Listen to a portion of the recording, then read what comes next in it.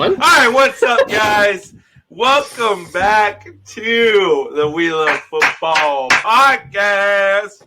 I'm joined here, obviously, with Cody and Mikey, a.k.a. the Yak. The Yak. The GOAT in the middle.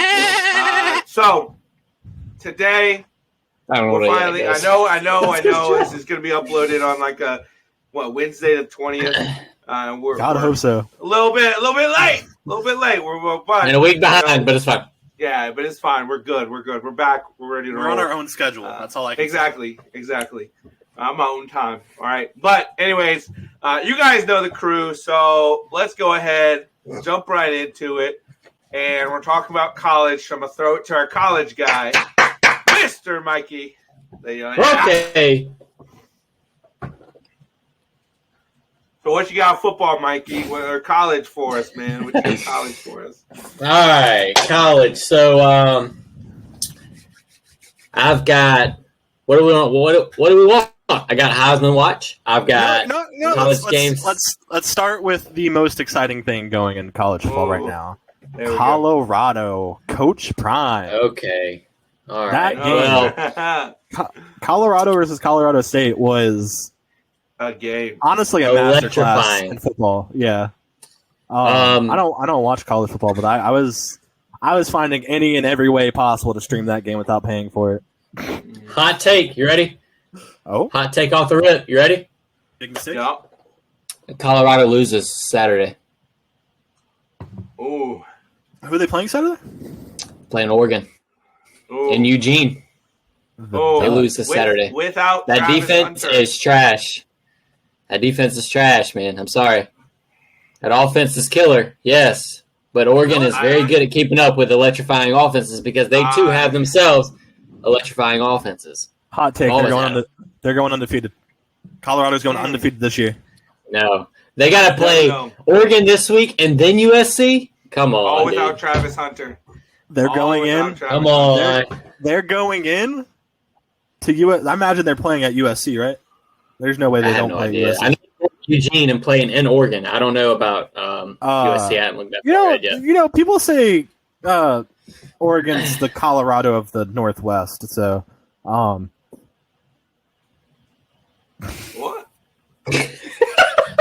What? Can we go back to that? We gotta rewind. I'd rather.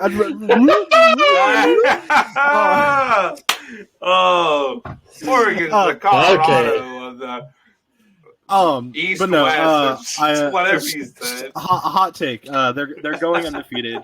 I think they go in. They beat USC. Nope. Caleb Williams gets proven to be a shell what he actually is. Oh my gosh. Okay. He's on my God. Heisman watch, so you gotta watch out. You're treading water. Has a Heisman watch, but I know light water. Can we talk about injuries? Just I'm gonna, and this is kind of gonna opens the floor to a lot of things, but we'll talk strictly in college. I think what we see, and I say that I mentioned the NFL. We've seen a lot of injuries, guys, this year, and I was thinking, I was like, you know what? There has to be a reason, or I think has media kind of conditioned us to look out for injuries more. I don't know. I feel like there's always a good bit of injuries. I feel AstroTurf. That's it. Bottom line. We need to get rid of turf. It's just, or at least that's what was that? Was it Roger Goodell? Who said that? Who said they were trying to get rid of that? Was that Roger Goodell? I don't know. I hope so. Yeah. Supposedly by next season they're supposed to completely get rid of it. I think the Players Association is trying to make this. They sent a letter for it. Yeah, I saw a figure, and I think I saw it on Facebook that it said it would roughly cost them about $13 million to change all the turfs to see, like in my grass. opinion, yeah, it's worth it. It said $13 million. Yeah, that's it. It's worth it because like 13 cents for them. You're losing money by not having your star players on the field. Yeah, True. Yeah, with NIL in place, yeah. So, just yeah. But we're talking about NFL again. We're talking. We're getting a little off, but injuries. Hunter, big name for Colorado. Now, I'm blanking on Coach Prime's other son that plays in the secondary. Shiloh. You got Shedeur and Shiloh. Really good game, a really good showing against interception. Colorado State. So, turned 80 yards for a touchdown. Now he had a forced fumble, 4 tackles. So he's looking like he's ready to pick up any slack that comes from Hunter not being there. But I think you're right. I think I agree with Mikey. I think the thing that we're missing is that it's not to go against my take here is that Travis Hunter isn't just we're not losing him on the defense. We're losing him as a receiver also. Yeah. So I don't know. I think the way that they played after he went down, like they came back and they took that. They were down a touchdown and a half, right? They played their fucking heart outs. Oh, yeah. Oopsies. But to we're not with ESPN, so I think you're fine. One day. One day we will not be able to say the F word. One day. Get it all out now, boys. But no, to be able to come back like that, I can't do it. Yeah, they come out. All right, that's all the time we have today, boys. No. I don't. I think that Travis Hunter will hurt them. Well, Colorado State, I think, had 2 weeks to prepare for that game too. I could be wrong, but I think they had 2 weeks to prepare for that. Maybe because they were 1-0 going into that game. I think they had a bye week last week. No, they were 2-0 before that game. I think. Colorado State. Yeah, Colorado. Yeah. At least. No. How do you have a week 2 bye week? What the? No, I think they didn't go week 0. Technically, week 0. What is week 0? See, now I just feel out of place talking about college now. But if you think, they've only so technically there's been 4 weeks of college football played in weeks, counting week 0, because Notre Dame played week 0 and they're 4 games in. Colorado only played, they're 3 games in, so they didn't play week 0. Yeah. So technically, it's realistic if Colorado State's already taken a bye week if they play week 0, which I'm sure they did. Because I think the only biggest teams that played week 0 was possibly I know Notre Dame played week 0. USC didn't play week 0. I don't think they did. I think Notre Dame was like one of the biggest teams to play week 0. Yeah. So I don't know. That's so. Who right. do we have on the Heisman watch? Who do you guys got? Here we go. You ready? I'm ready for it. I got it loaded right here. You ready for it? All right. I got Caleb Williams at USC. Caleb Williams has 878 yards, 12 touchdowns, 0 interceptions through 3 games at a 92 QBR rating and averaging 60 points a game. Mid. Sam Hartman is my number 2. This is not in order. Sam Hartman is 1,061 yards, 13 touchdowns, 0 interceptions through 4 games at 89 QBR rating for 50 points, averaging about 50 points a game. Mid. Then you've got Shedeur Sanders. Shedeur Sanders is 1,251 yards, 10 TDs, 1 interception, which he got his first interception last week against Colorado State, which was through only 3 games. He's passed 1,200 yards through only 3 games, which is 1 game less than Sam Hartman. At an 80 QBR rating, 40 points average a game. My Heisman watch is really just Shedeur. And then I've got Michael Penix Jr. Not a lot of people are talking about Michael Penix Jr. because he plays for Washington. But he has 1,332 yards, 12 touchdowns, 1 interception through 3 games at a 94 QBR rating, averaging 48 points a game. Had 5 TDs 2 weeks ago. And average is like 4 TDs a game. So he's one to watch. Washington has a very good quarterback. And I've got some honorable mentions and Travis Hunter, which unfortunately is injured. And I've got Bo Nix, which is the Oregon quarterback. And then I've also got Jordan Travis at Florida State.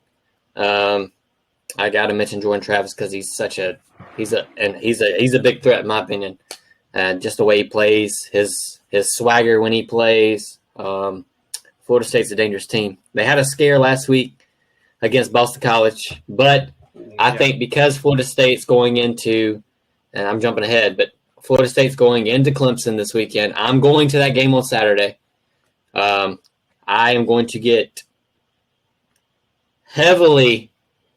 I'm not going to say in time. I'm going to be very hydrated for that game because my hope is not very high because of the inconsistency on the offensive side of Clemson football right now. I think that the FSU defense and their blitz packages and everything that they're able to do on defense is just too much for Cade Klubnik. I just don't think he can handle it.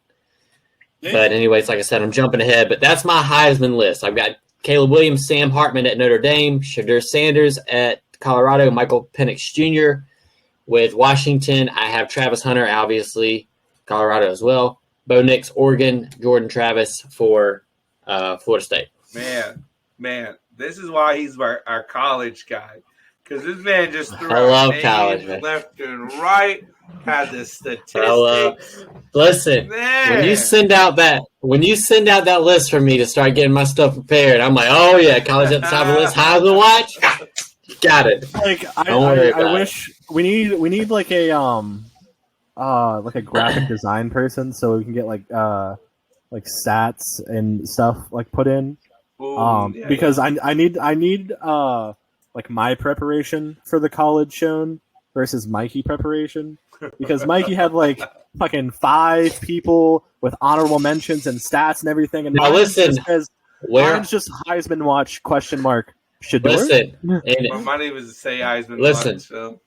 So you got to understand that like college is where that's where I thrive. It's college. I love college football, and so where I pick up in college football, you guys will pick up on the NFL side because I'm still kind of getting adjusted to that. Yeah.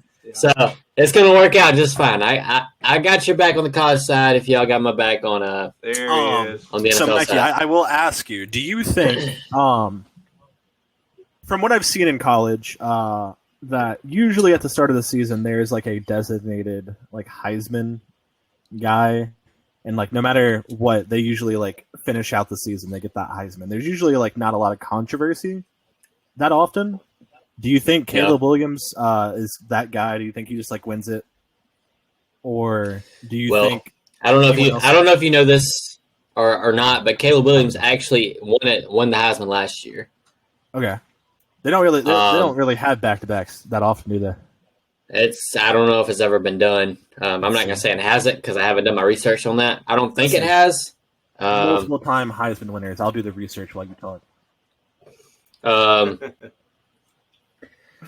I'm not really sure I'm understanding your question though. So, do you think anyone that actually has a chance to come in and like win it ahead of him? I just listed at least 3 guys outside of Caleb Williams. Do you believe in your little heart of hearts that they actually win? Outside of Caleb? Yeah. Absolutely. I think that so the fact, here you go, right? The fact that USC, some will argue that USC doesn't play much of anybody, which that's college for you. I'm not. But if you're going to the extent, if we're going based off of numbers right now where we stand, you've got a quarterback at Washington that's thrown 9, 10, 11, 12, 13, 500 more yards. The same amount of touchdowns, but has passed the rock 500 more yards through 3 games, just like Caleb Williams only has thrown through 3 games, and is up 2% on his QBR rating at Washington, and averaging 4 touchdowns a game. I think Michael Penix Jr. will give him a run. I think Sam Hartman at Notre Dame will also give him a run if he can continue playing at So a little bit of background on Sam Hartman. Sam Hartman is a transfer from Wake Forest. He's very, very good at Wake Forest. He came out of high school. He was from Oceanside Collegiate Academy, which is out of Myrtle Beach, South Carolina. A lot of people don't know that. Sam Hartman is from Myrtle Beach. He played high school there. Sam Hartman is also on Netflix in a show called QB1, which shows Sam Hartman, Jake from Georgia. You've got Spencer Rattler, who is currently at South Carolina. He's on that show. DJ Uangale, I'm probably saying it all wrong because I can never pronounce it correctly. They're all on that show. And it basically is showing them, you get to see them as a person. So you get to see them on the field at a high school level and off the field. So you get to see their home life, and you get to see just how they are as a person and how they manage life under the lights and all the paparazzi or all the cameras and glitz and the glamour. I've got mad respect for Sam Hartman because of where he came from. He's a good guy. He has weapons around him. You know, Notre Dame's always been kind of a run-heavy, 2 tight end package kind of team. They're known for their tight ends. They're known for their running backs and their run packages. They don't really throw it too much. But when you bring Sam in, Sam is a pocket. He's a passer. He can run a little bit too. But he's got an arm. And I think between Sam, Michael Penix Jr., Shadur Sanders threw over 500 yards his first game. I don't know how many yards he threw his second game or his third game. But Shadur Sanders definitely has the capability of doing great things. That list, that's a strong list. Caleb Williams has a lot of competition. And I didn't put the running back from Michigan in there. He can arguably be in there as well because he is, I think his last name is, it starts with a C, Coran or something like that. I'm probably butchering it, but supposedly he's very, very good. Now, I don't like Michigan. I'm going to be honest with you. I can't stand him. Michigan. Let's go State. Yeah, Michigan State. But yes, Caleb Williams has heavy competition, in my opinion, right now. I think it could be anybody that I've listed. I looked it up in the air. So. And there's only one person who has ever won the Heisman twice, which kind of surprised me. Archie Griffin from Ohio State in 74 and 75. Oh, yeah, I forgot about Archie Griffin. Archie Griffin. I forgot all about him. I ain't doing him justice. Shame on me. You're not. Honestly, college guy. Come on. College guy. Listen, I just throw out all these numbers. I can't. I'm from Philly, and I can't count past 10. So maybe for me to be able to throw out all these numbers is impressive. Like college guy. Come on. So the rankings came out, right? The rankings came out yesterday. Oh yeah. I haven't even looked at them. They typically hit Monday. Yes. Since we haven't looked at them, let's look at that. Let's look at them right now. My big question marks are Texas at 3. I understand they're winning their games, but I don't think they're looking that good. And then Duke at 18. Like, when you think of Duke, you're not really thinking football. Hang on, pause. Be mindful how you use the term Duke. I'm still kind of shaking off some scars from wounds that I endured from week 1. Sorry. The college team that starts with a D, and you know what it is. Rhymes with Duke. Got it. All right, got it. It's just 18. So what is concerning? All right, so if we look at the top 10 right now, let's do the top 10. If you look at the top 10, what teams stand out to you that are concerning? Texas. Because I'm gonna piggyback. I'm gonna piggyback off what you say because we got a lot of top 25 matchups this week. So I have no idea. I'm gonna piggyback off what you said. Tejas at 3. I don't think they should be that high. Texas at 3. So Texas just beat Alabama, right? Mm-hmm. Which Alabama is not. Another thing on my college list was: are these cupcake games this year? really kind of looking not so much as cupcake games anymore.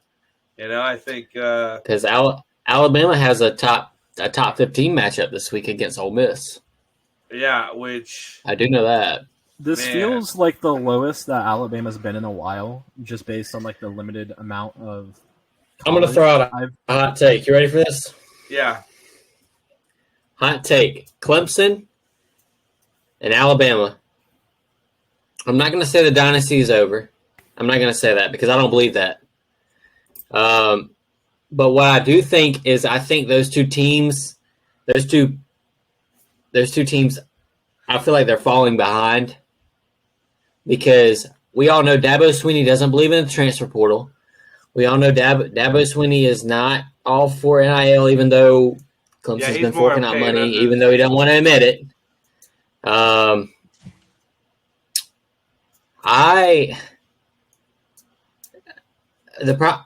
They've got to jump. I'm not going to say because I don't know Alabama's details. I know Clemson's details. If Dabo Swinney doesn't jump on transfer portal, he's up creek. He's done. He's done. I mean, that's it. And that's all you hear announcers say this day and age, because they're like, oh, this guy originally from Ohio State is now running back for this thing, and I'm like, dude, that's literally every player. Like, they literally talk about that every single time. Who is it? Tulane. Tulane was in the top 25 2 weeks ago. And they have players from Alabama. They have players from Texas. They have players from all around. Mm-hmm. Now, they lost, and they're no longer in the top 25. But a year ago, they were top 25 worthy, in my opinion. Yeah. I wouldn't say top 20, but top 25 for sure. But that just goes to show you how important this transfer portal is, and how important it is that the game is changing so significantly. You got teams, Austin Peay. Now, Tennessee, in my opinion, has been overrated since I watched them week 1. They lost last week to Florida. It wasn't even close. Their quarterback looks like garbage. He looks like garbage. And my point is that you've got teams now showing up that can compete. And like, you're paying these teams, CSU, you're paying these teams money to come play you, which, mind you,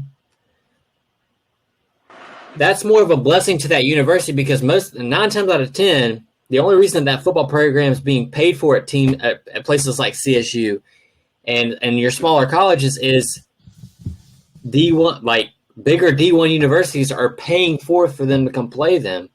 It's helping them more than hurting them. And then you got to also think, when they're coming into Clemson or when they're coming into South Carolina, they got nothing to lose. So why not? I mean, it only makes sense to me. Now, CSU's 14. All right. I've never been more pissed in my life than watching CSU score 2 touchdowns without getting a first down. I will never understand that in my mind. That doesn't make sense to me. How in the world? For maybe like some. No non-South Carolina residents. Charleston Southern University. Yeah. Oh, sorry. Yeah. So not Colorado State. Charleston Southern University came into Clemson. I'm an alum. We went for it.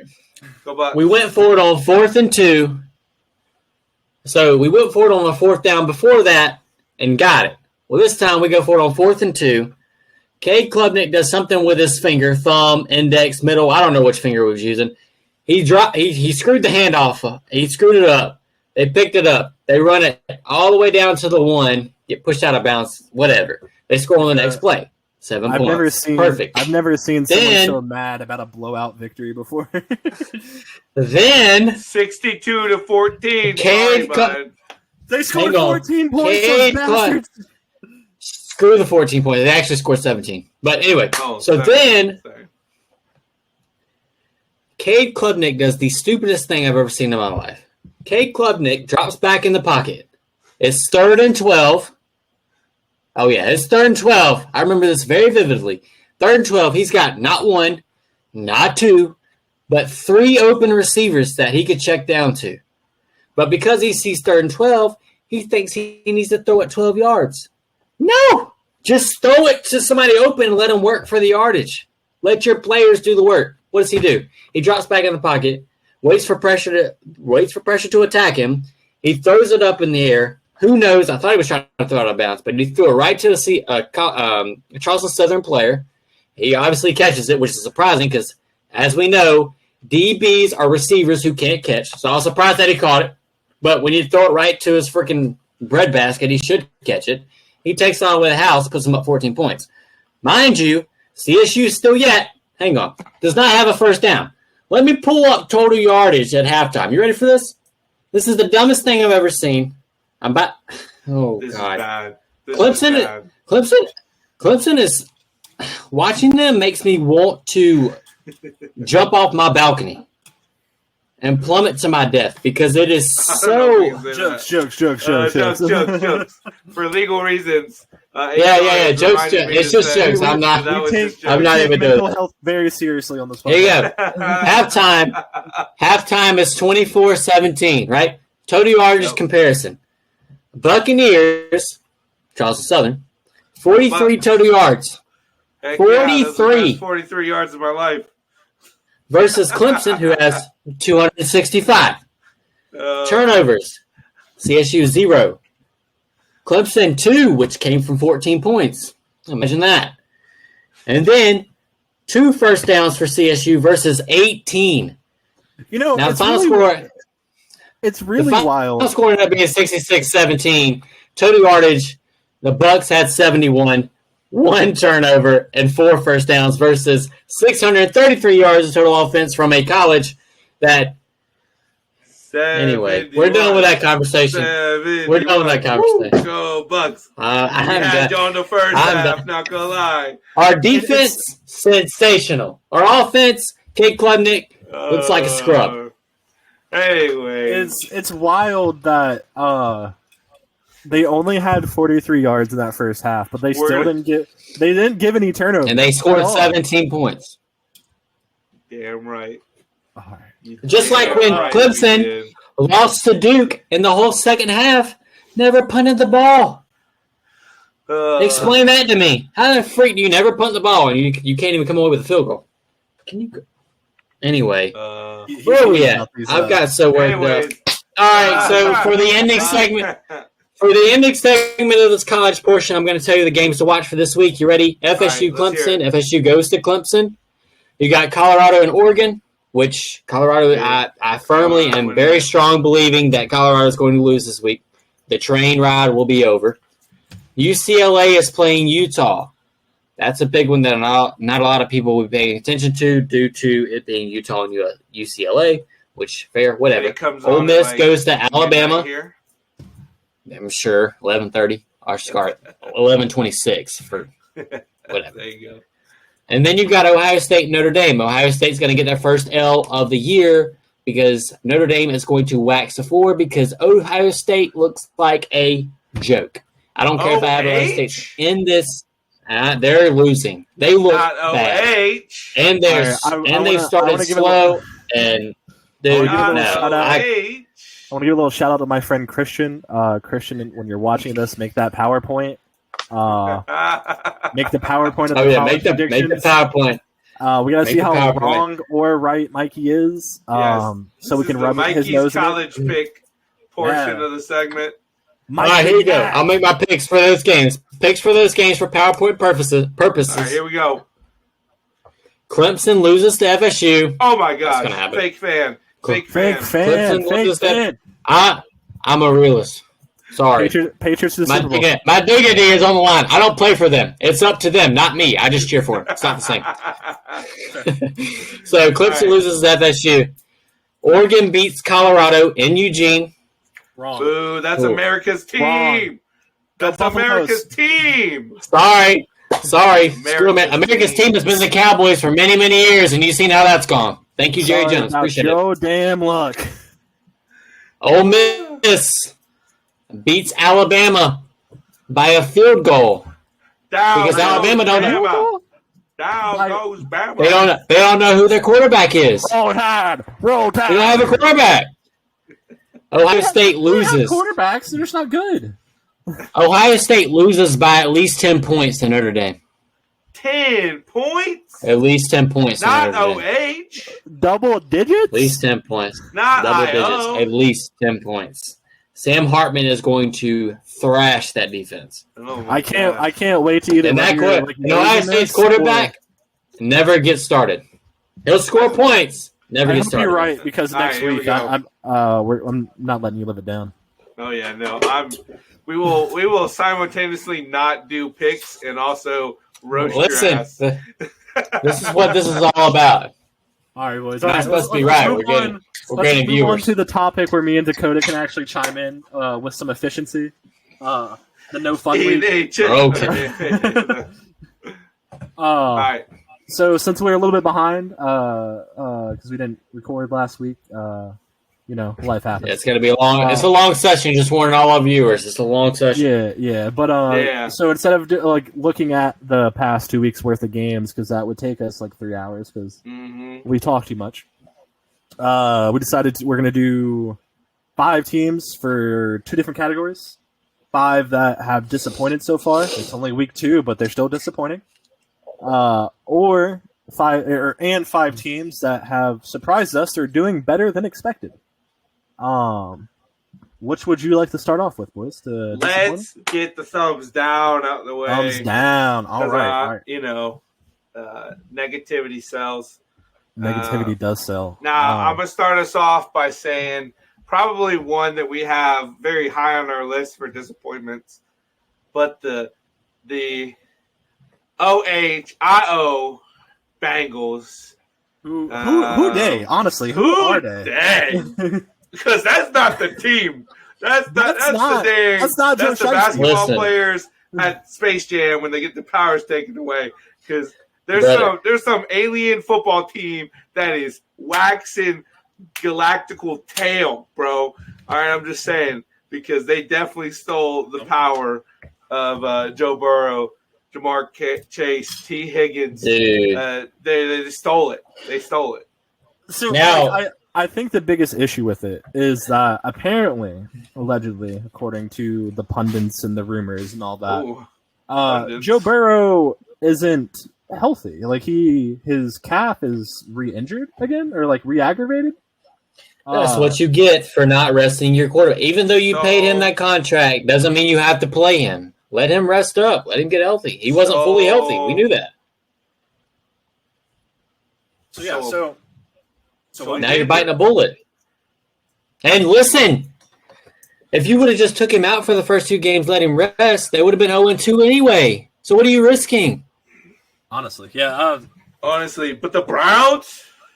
You tell me the Browns scoring, what was it? Hey, after week 1, I was hyped as crap for the Browns. Now I'm like, after watching them Monday night, I was like, I don't know about the Browns. No. Well, like I said, going into the week 1, Joe Burrow is 1-4 against the Browns for whatever reason. His only win, the Browns. Is he one? I thought he never beat the Browns. He beat him last year, I think, with Deshaun. It was late in the season. Are you sure? Why did I do that? I was 100% sure. I am the nail in the coffin today. All right, Dakota was nail in the coffin last week, or 2 weeks ago. I'm the nail in the coffin this time. There you go. Oh, I'm pretty sure.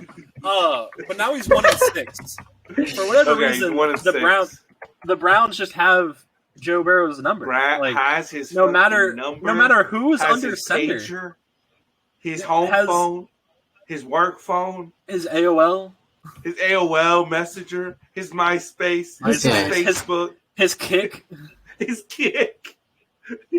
Uvu, his IP address, found them on Omegle. Just kept skipping, man. Just kept skipping till he saw the right. For whatever reason, Joe Burrow was on Omegle with his dick out. He's one of those guys. Legal HR just called me. Legal reasons, no. He wasn't He was not slander. Defamation. He's No, not slander. He didn't have that. It's a lie. Yo, Mikey just walked out. Do we continue or? I guess so. Hey guys, welcome back. Yo, this week is full of bloopers. Anyways, that are all just going in. I feel like we really can't say that much about the Bengals. Like everyone knows what's wrong with the Bengals. Like they're 0-2. They started off 0-2 last year though, also. So maybe they bounce back. Hopefully Joe Burrow's re-aggravation is not something serious. Yeah. Someone I have on my disappointing team so far. They won this week, but it wasn't pretty. Ooh. It really wasn't pretty. Ooh. Kansas City Chiefs. Oh, 100%. I have them on my list too, man. You have to. If you're making a disappointing team list in the NFL right now, you have to add the Chiefs. So I don't want to go on the Chiefs downfall dynasty. Like it's the Chiefs downfall because we're gonna hype it up and then it's gonna prove us all wrong again. Yeah, they're winning the Super Bowl against the Lions, as I predicted. They somehow they actually bring out like some Walmart workers and have them as wide receivers. But for the first two games, they've been disappointing. Lost to the Lions. Yeah, I don't know what he's doing, man. Mid recording session. I'm sorry. This is great.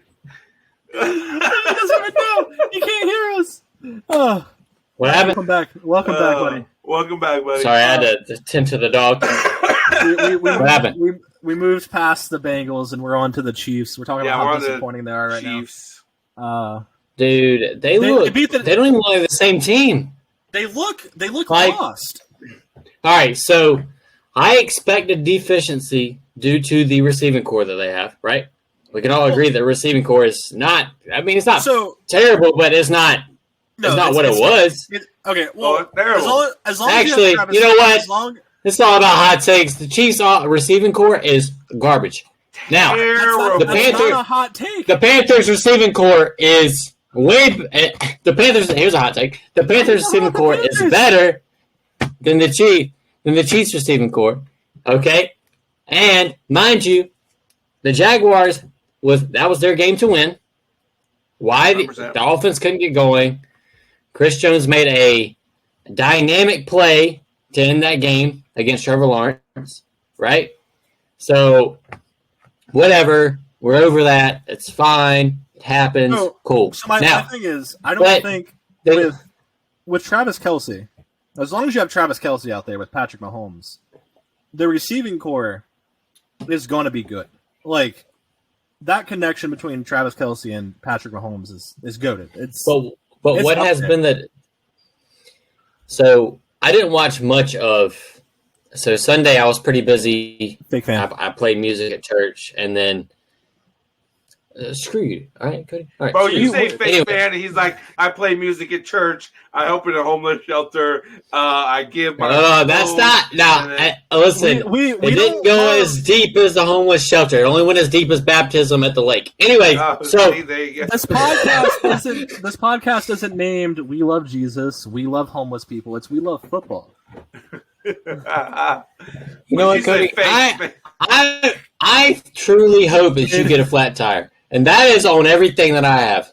Flat tire on your car or on my wheelchair? Not on your car. So you thought Nick Chubb's injury was bad. Wait till you get a flat tire and see how you feel. It's gonna be the equivalent. It's the disabled equivalent of bending my leg backwards. Oh my! Which you can do. Which I can do. Never mind. Anyway, so the receiving core is basically the same as last year, right? They don't have Juju. Minus. And they don't have McCall. Minus Juju. And they don't have McCall Hardman. Well, they didn't have what? When did Juju leave? Last season or the year before? This offseason. He just went to the Patriots this season. Okay, so all right. Track it. But I don't like, as a Patriots fan, I don't think Juju is changing the receiving core that much, and neither is McCall Hardman. So they just went and won a Super Bowl with basically the same receiving core. You would think they would have they would have it figured out. I think Mecole Hardman is a lot. And I think that they are like the receivers they did have. It's not that they were star caliber players, but I think they're pretty good like possession players, and they're going to catch the ball. They're not going to make any spectacular catches, Tony. But yeah, he was the MVP. He was the MVP against the Lions. Lions MVP, Kadarius Toney. Week 1. And I think that's the difference that we're seeing is Mahomes throwing to consistent receivers to now Mahomes are throwing to inconsistent receivers. And to piggyback, you see Scott Moore last week. Scott Moore last week had a decent game. Week 1, the receivers definitely bounced back compared to week 1. Mm-hmm. Tony, I think Kadarius Toney went 5 for 5. Like he got targeted 5 times, caught 5. How many yards did he have? Do you know? Off the top of my head, I'm not that smart. It doesn't really matter, but he's catching the ball, so that's the point. Yeah, even if it's like a 5-yard check down, that's still. He was catching. He was getting some yards. Yeah, he's getting some yards. Right. But the thing about with the Chiefs is they could be disappointing now. They're gonna figure it out. They have the cheat code that is Patrick Mahomes. Yeah. I don't know about you guys, but every time his ass scrambles out of the pocket, I'm just like yelling at the TV, like, take him down. Like, he's running for 10 to 15 yards every time, and no one's even there. Yeah. No one close. Like, dude, all you have to do is, like, I don't know, tackle him, bro. Like, that's it. Just put your hands on him. Like, he's not especially big. And he's not going to shed a tackle. Strong. He's not the type to get out of a tackle. He's not even. He's not the fastest quarterback out there. No, he's not the most nimble. He runs on pure adrenaline. He's not elusive at all. He runs like a kid with something he shouldn't have. Like he's just. He looks like he's jogging. It's like, oh, and I'm just like, how? You guys are supposed to be some of the top athletes in the world on defense. How are you not catching this man who's running like he's shimmying? Like I don't get it. Like he's like wait for that sidearm spectacular. I'm really hoping. I guess Patrick Mahomes sees this somehow. It's just comments. I really screw you guys. I've seen him on quarterbacks. My respect for him is like teetering right now. I've seen him on quarterbacks. I don't know about that guy. His family. What? You didn't like him on his family irritates the hell out of me. It makes me not like him. His wife. But his wife and his brother. It's Brittany Mahomes or whatever freaking. I guess they're married. I don't know. His family's adorable, guys. All right. Brittany she's annoying, but we like. She is Netflix. She is the star on that show. That's it. It's Brittany and then the rest of the guys. Marcus Mariota, Kirk Cousins. Kirko. Dude. All right. That dude is. Anyways, all right. Anyways, we're getting off track. Next, I have the Chargers. They're disappointing. Hey man, that's not your turn. It's Mikey's turn. Anyways, I also had the Chargers though. I was going to say the Chargers because hang on. All right, so Eckler's injured, right? We get it. But Keenan Allen, who I thought it was an ankle. I thought it was just like an ankle injury, but it's not anything. I don't think it's anything significant. It's not like maybe. Probably. If it was like a high sprain or low sprain. So, but Keenan Allen, hold on. Understand something. Keenan Allen is balling right now. That dude is playing. And from my understanding, if I remember correctly, their losses haven't been like blowouts. Their losses have been. They definitely. I feel like they could have won both games if the cards fell like they were supposed to. But they just haven't. They haven't fell in that manner or in that way that we thought they would. It looks like it's just an ankle injury. They haven't specified as of 5 hours ago. He's day-to-day, week-to-week with ankle injury. So, but yeah, I think it's what? It's week 2. Listen, it's week it's week 2, man, and like I said, you know how it goes. You get what 6, 7, 8, 9 weeks, 10 weeks in, you really start seeing the durability of your squad, like it'll come to light. But did well and did depth. He's also getting up there in age. Now. Like he's like 31. He's old for running backs at this point. Yeah. So they've disappointed. Well, speaking of running backs, that's a great transition into just how many running backs are getting freaking injured. Now, speaking of running backs, I have a salty conversation that I need to get off my chest that is bothering the absolute heck out of me. I'm trying to keep it. I'm trying to keep it PG, but it's not working for me. All right, the Lions, Dan freaking Campbell, the Lions. Explain something to me, please. Explain something. Montgomery is hurt. You've got a rookie in Gibbs that, let me tell you something, son, is a baller. He is a baller. Let him work. You see how the Falcons are working Robinson in their playmaking or in their plays and how they're utilizing him to be a playmaker. Yep. We can all say that. Not all of us, but I know for me, the cornerstone of the Falcons' offense is Robinson. They're feeding him. They're utilizing him in all ways they need to win the football game. To infinity. The Lions need to do the same thing with Jahmyr Gibbs. Jahmyr Gibbs is an absolute unit. Okay, you need to utilize him. All right, David Montgomery is gone. This is your time. It's your first round draft pick. This is your time.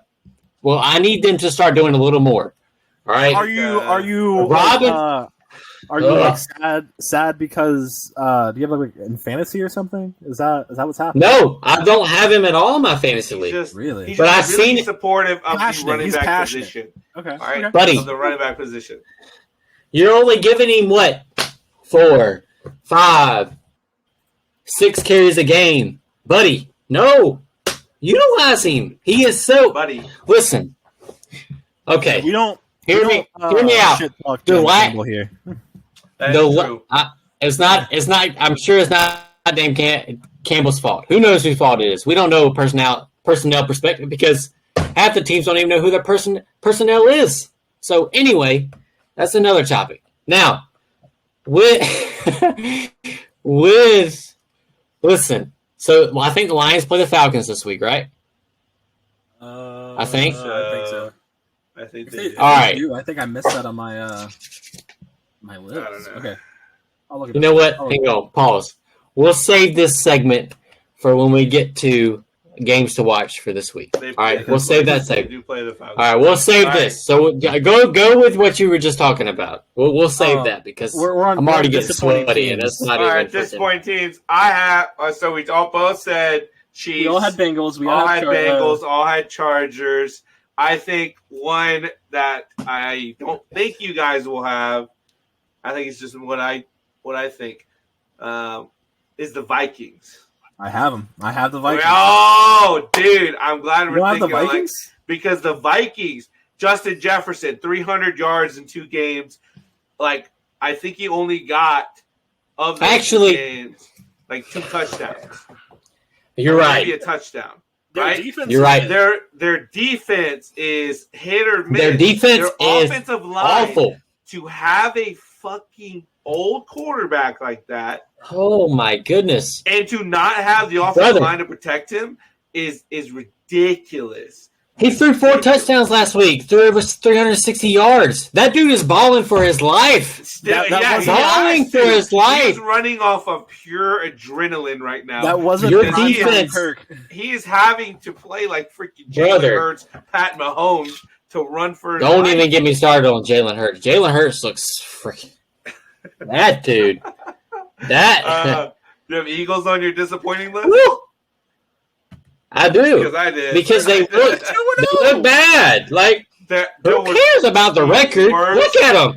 The worst wins, and it's going to take the right team. They're going to come against, and I don't know their schedule, but off the top of my head, but oh my gosh, they're going to get absolutely stomped by somebody.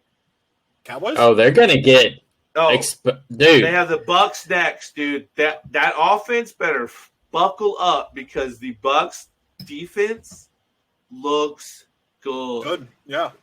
There you go. Good. Next 5 games: Bucks, Commanders, Rams, Jets, and Dolphins. They're losing to the Dolphins. They're losing to the Rams. They're losing to that Jets the first game. That Jets defense, man, is not. I would not. But that Jets offense, Trash. I would also not, because that's terrible. I don't know. It's all about the field goal kickers, baby. We got it. I don't know. That man is going to be shoot. Zach Wilson is not him. He's no shape, no way him. Yeah. Do we think he looks better than last year, though? I think he looks improvement. Okay, so I think it's an improvement from last year. I don't think so. The first game. Oh, we're about to go rounds right now. No. The first game, yes, he looked like a different player. Then last week 2 against the Cowboys. The Cowboys. Oh, it's the Cowboys. It's the Cowboys. I don't care. Hold on now. Their defense. I don't care who it is. Brother. 3 interceptions? You got Micah Parsons, who is an absolute freak right now. Oh. The best brother. The best thing a quarterback can do outside. They beat the Bills without A-Rod. Yeah, I didn't beat say the Bills without A-Rod. I didn't say. I said he looked better in week 1, but in week 2 he looked like Zach Wilson of old. Like he's not winning you games. He said, "Buddy, my guy, he's not going to win you games. You have to win games despite I'm not him. okay. So, do I have confidence in him winning games? Absolutely not. Do I have confidence in that defense prevailing and doing some things to help the offense getting through a position to possibly win games? Okay, absolutely. So my argument for Zach Wilson not being him is that you could take. I'm not now. Hold on. I think this is where we're confused. I'm not saying Zach Wilson is him. That's not what I'm saying. No. But I think the improvement from last year to this year, and being under Aaron Rodgers for the summer, and kind of learning being under him and watching how Aaron Rodgers is able to work and do what he needs to do, I think has made him a better quarterback. Now, is he that guy? Absolutely not. I don't believe that. But I don't think that we can say he's improved because the sample size as of right now is just so small. We have one game that supports him learning and being better at improving, and then we have another sample size, I don't care who it is against, of him going out there and losing the game. He threw 3 picks. Debatable. 3 picks is not a big deal. Up till halftime. Debatable. Up till halftime, that was a ball game. 3 picks is a stat line. Stat lines aren't debatable. Debatable. Mid. Oh, okay. If they're not debatable, let's go to. Let me use a college example. The Bears. Shador Sanders throwing an interception that was really in his receiver's hands and just taken away from his receiver. Yeah. Should that be? Is that not a debatable interception? Versus a Kate Klubnik that throws it right to the breadbasket of the defender and says, "Hey, here, take this. I'll get it back from you when you're done." So what did the interceptions look like for Zach Wilson? I agree that in some form interceptions shouldn't just be a quarterback stat. I like it. I like it. Week 1, Lions Chiefs. Kadarius Toney catches that ball. That's not a pick 6. So I agree, but as of right now, it's a stat line marked against quarterbacks. are debatable. I'm just saying they're debatable. Okay, fine. I'm saying. Fine. Oh, we take. Understand. I'm not saying you're wrong, but at the same time, I think that the points. We need to move along here. We're almost an hour in already. So it seems like we're all in conjunction with the Chiefs, Bengals, Chargers. Speaking of, hang on. Side note, hold that thought. Side note, speaking of the Jets, from my understanding, right, the Jets beat the Bills week 1 without Aaron Rodgers. Jets now owe the Packers a second-round pick in 2024. Rodgers had to play 65% of the snaps this season for the Packers to get the Jets' first-round pick in 2024. Wild. So keep that in mind, too. That's wild. He took a dive for the crazy. team.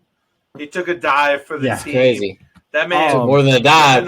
He took a whole leg. Took a whole leg. His He's going on another darkness retreat. Okay, hold on. Ready for Speaking of Aaron Rodgers, did y'all see him on the Pat McAfee? I think it was on the Pat McAfee show. Pat McAfee. Dolphin sex noises. Oh my god! I read the headline. Oh god! Actually, very therapeutic to the body. Yeah. So like he's talking to Pat, right? And he's like, it's actually therapeutic, and it's supposedly makes the healing process faster. And Pat was like, "What are you doing? Just holding your leg up to the speaker?" I was like, "This man, dude. This man. If that man comes back week 8 with a heel, because some dolphins having sex, boy, I'm going straight to the aquarium. All right, I'm just standing next to the glass. Me too, brother. We gotta cure this ALS. There you go. Because not the ALS. Not the ALS. All right, so you didn't have the Vikings. So if you don't know, what? Huh? Well, we got so sidetracked. I don't even know. Yeah, we're still on the disappointing list. I had the so they are disappointment, but not from offense efficiency side. It's more of a defense perspective for me. They look terrible.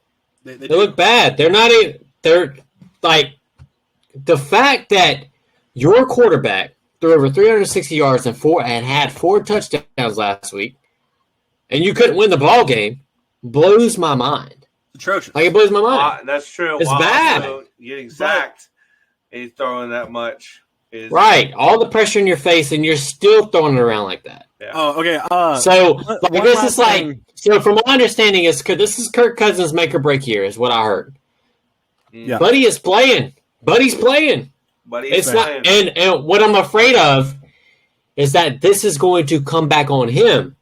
Probably. Yeah. And that's not it. If we're going by week 2, about the first and second week, I get Cody. I get what you were saying for because this week 1 wasn't as prolific. It wasn't as strong. But dude, you're getting so much pressure in your face, sacks, and you're still throwing 4 touchdowns, 360 yards, buddy. That just speaks like you got to speak volume to that. Yeah, like that's not natural. Like that's not something that's happening right now. Like So that's where that's where I'm on like a fence. Yeah. I'm on a fence with them, but their defense looks terrible. And because of their defense is the reason I have them as a disappointment. So two things. Their defense, their Vikings offense, though. I think it's not really a disappointment with the offense. It's the disappointment as long as you have it decided as a organization that Kirk Cousins is getting up there to shore up your offensive line. Come on, bro. Yeah. You know you have an old quarterback. You know the way that Kirk Cousins can play 2, 3, 4 more years is to stay off the freaking ground. They don't have a run game either because of the O-line. They don't have a run game. Yeah.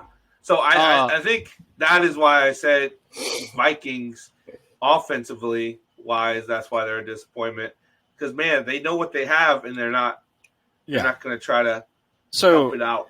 So, Mikey, you didn't initially have the Vikings, but who did you have? Who else did you have on your disappointing teams list so far? It's so tough because it's only been 2 weeks. Yeah, it's so tough. It's only been 2 weeks. It's a recap. We're recapping. The Bears, buddy. The Bears have gotten worse. I had the Bears. I didn't know that.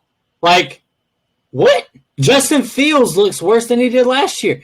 And I think the problem is I feel like the coaching staff, now this is my personal opinion, I feel like he's not as mobile as he was. And I feel like the coaching staff has stepped up and said, hey, you need to pass more. Well, one, he doesn't have the time to pass it. Two, when he does, it's atrocious. It's bad. Like, it doesn't even look good. Mobility. He doesn't look or sound motivated. And the two things that I can support that with is he threw a pick like on the goal line. They were like in their own That's goal what I'm talking about. Yeah. You're talking about the one-handed, like the lineman, like one-handed, like kind of caught it a little bit, like bounced it back to him and caught it. He didn't even go for he didn't even try until he was like already almost into the end zone. And then I don't think he wants to be there. It's the Bears. I wouldn't want to be there either. That's a hot take. I mean, not really a hot take, but that's my bold statement. Is I don't think he wants to be there. Then he went into the press conference after that game, and he wasn't taking the blame. Like, he wasn't saying that's on me like a good leader should do. He was blaming the play calling. Because he knows. And like, what? Because he knows. Well, yeah, I think no matter what, I think that is fingers. That's not good leadership. Oh no, not at all. But because Kirko, but do we consider did the same thing, and he was like, "That's all me." Kirko said that let me was ask on you me this. The whole time. Cody, let me ask you this. Ask me, buddy. I'm a huge advocate when it comes to quarterbacks. Yeah, because I think there's a lot more in depth when it comes to an organization and a football team than just the quarterback. Sure. Kirk Cousins, for example, right? Lot going on.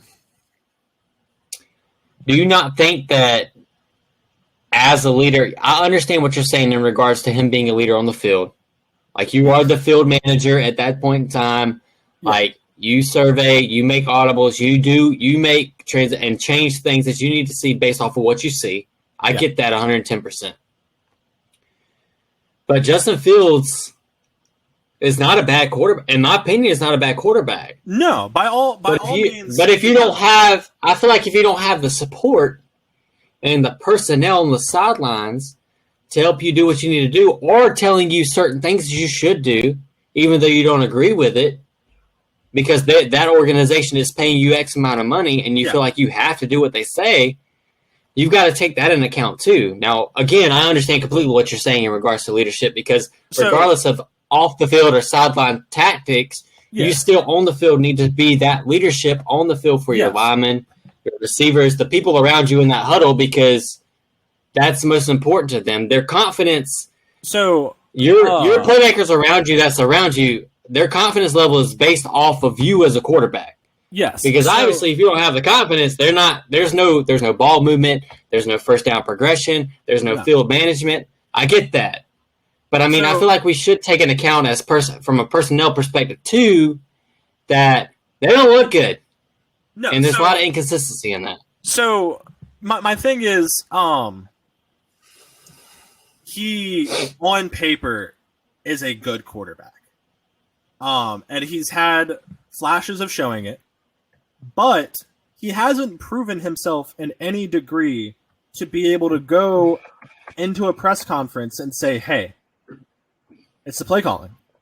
Like, I don't know what they're doing over there. They're not calling the right plays. Like, he's not – it's his job to do the plays that they're asking, and even if they are atrocious, you got to make something out of nothing.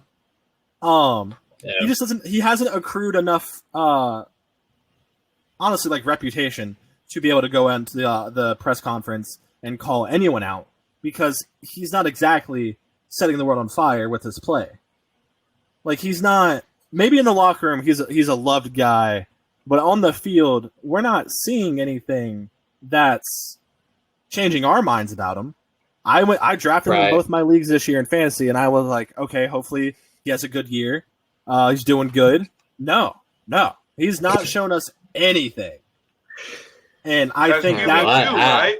I'm in 7 fantasy draft leagues, or seven fantasy leagues, and I did not draft Justin Fields because I do not trust him. I had faith that he would have a better year this year, have some more upside. I had Russell Wilson and Tua. Should have played, and you chose Now- Justin Fields first, Okay, and still got Tua. And Tua, yeah, I got Tua. In my other league, I went to go. I thought about playing Tua this week. Justin Fields still got more points than him somehow. It was like 14 points versus 12 points. It was insane. But yeah, like It's sad when your stat line is 14 to 12. Yeah, but like if it was like a respected, established quarterback like Patrick Mahomes, Kirk Cousins, Tom Brady, Big like Kirko come out. yeah, Kirk Bangs. like if one of them comes out and says, "Hey, like the play calling, it's not good," we sit up and we listen and go, "Hey, like he knows something. He's been here a while." Yeah, but Justin Fields has been in the league, what, 2-3 years? And hasn't done shit? 2, right? this would be his I think this is his third. I'm not sure. I think this is his third. No, this is his third because he came in at 20. He came in at 21, I think. Okay, so yeah, like he just he was 21 draft class. Yep. I think we were all expecting an uptick, an improvement. Oh yeah, in the Bears. The Bears. I thought the Bears were going to What support? Very well. What support does he have around him? Mooney. Then they got DJ Moore, right? DJ Moore is a decent receiver. And that's okay. My point is, they've got a receiver or two. What on the front? What on the line do they have that's supporting him? Listen, man, you're asking my weakness. I don't know fucking linemen. I don't know their names. I barely know my own linemen's names. Well, that's my point because I don't know them either. But obviously, whatever they are, they're not doing what they're supposed to be. Because Buddy, I don't even think has a second to even get the ball off. The whole team's not doing what they're doing. It's not. Which makes my point of a personnel issue because I feel like somebody's dropping the ball, and it's not. I don't foresee it being anybody because on paper we were under the impression, even ESPN like analysis and like all your people on big name TV shows and radio stations said they look better on paper. Yeah, but if you're not applying it, if the personnel's not doing their job. And they're just blowing that up and making it look worse than it actually is, then it's never going to get better. And I think that's something – there's a lot of intel in there that we probably don't understand or that we're not seeing. We can only speculate about the things that we know and see. And if your star quarterback is going out and making plays where he's not showing the effort, not like going after the ball if he throws a pick, or he's calling out other people in press conferences, that's not establishing – that's not doing anything good for your team. Like, the players are going to watch that back on film. They're going to go, our star quarterback's not trying. Why the hell should we try? And then the play calling, if like, oh, wow, he's calling out the play calling. So, like, he's already calling out other people week 2. So maybe it is a personnel issue, but he's not helping the situation by being a piss poor leader. Oh, absolutely. I'm starting to see your leadership point of view a little better. Yeah. Just because, like, as the quarterback of the Chicago Bears, regardless of what team you play for. That's a big responsibility. Yeah. Right? You're basically in charge of uplifting and upholding a positive rapport in regards to that whole line, that whole receiving core, just the offense in general. And if you're pointing blame to somebody, I get it. Yeah. As a quarterback of that organization, you should take some kind of blame to show your understanding of your role in that spot. I have a lot of I hate Ohio State. I hate Ohio State with a passion. Obviously, you already can tell that because I got them losing this week. I can't stand them. I think they're overrated. And I think they're full of crap. That's just my personal opinion. I can't stand Ohio State fans. They're the worst in the nation. It's fine. Whatever. Who cares? Anyway, if I hurt your feelings, I don't really care. So, Justin Fields, to me, coming out of college, I did not like him. But I knew what he was capable of. Yeah. He was a playmaker. He was dynamic. He had a lot going for him. And my attention has turned from negative to positive with him because I want him to prevail with the Chicago Bears. I think the Chicago Bears, as on paper on the offseason, were on an upslope. They need something. But now I'm seeing a huge decline, which should not happen. No. Should not happen. You've made it wasn't blockbuster trade. Yeah, there's so much involved in that I think that it's more than meets the eye situation. Yeah. And a lot of it we don't understand, and probably we will never understand because we're not at that level to understand it. No. Yeah. It's a train wreck. And they are arguably probably the worst team in the NFL right now. Yeah. They might win the hands down. They might win the Caleb Williams lottery. I don't know, man. The Cardinals are looking like unless Caleb hang on. Unless Caleb Williams decides he doesn't want to go because that's already been stated.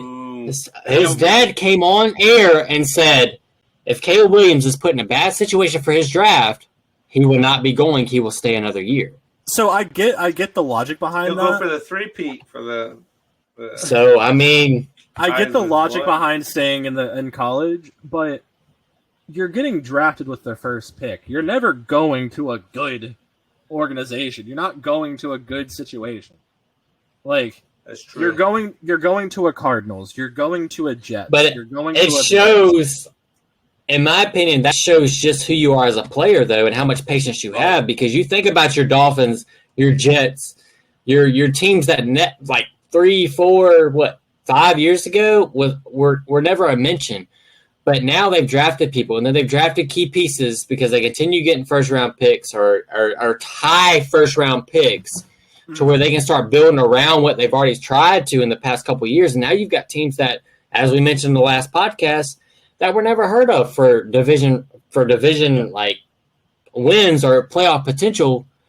So, what happened to him?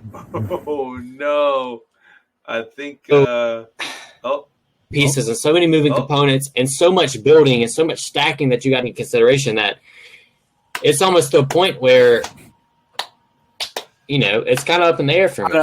It all depends. I don't want to cut you off, Mikey, but you lagged halfway through that sentence, and I think we should probably just move on to the next topic.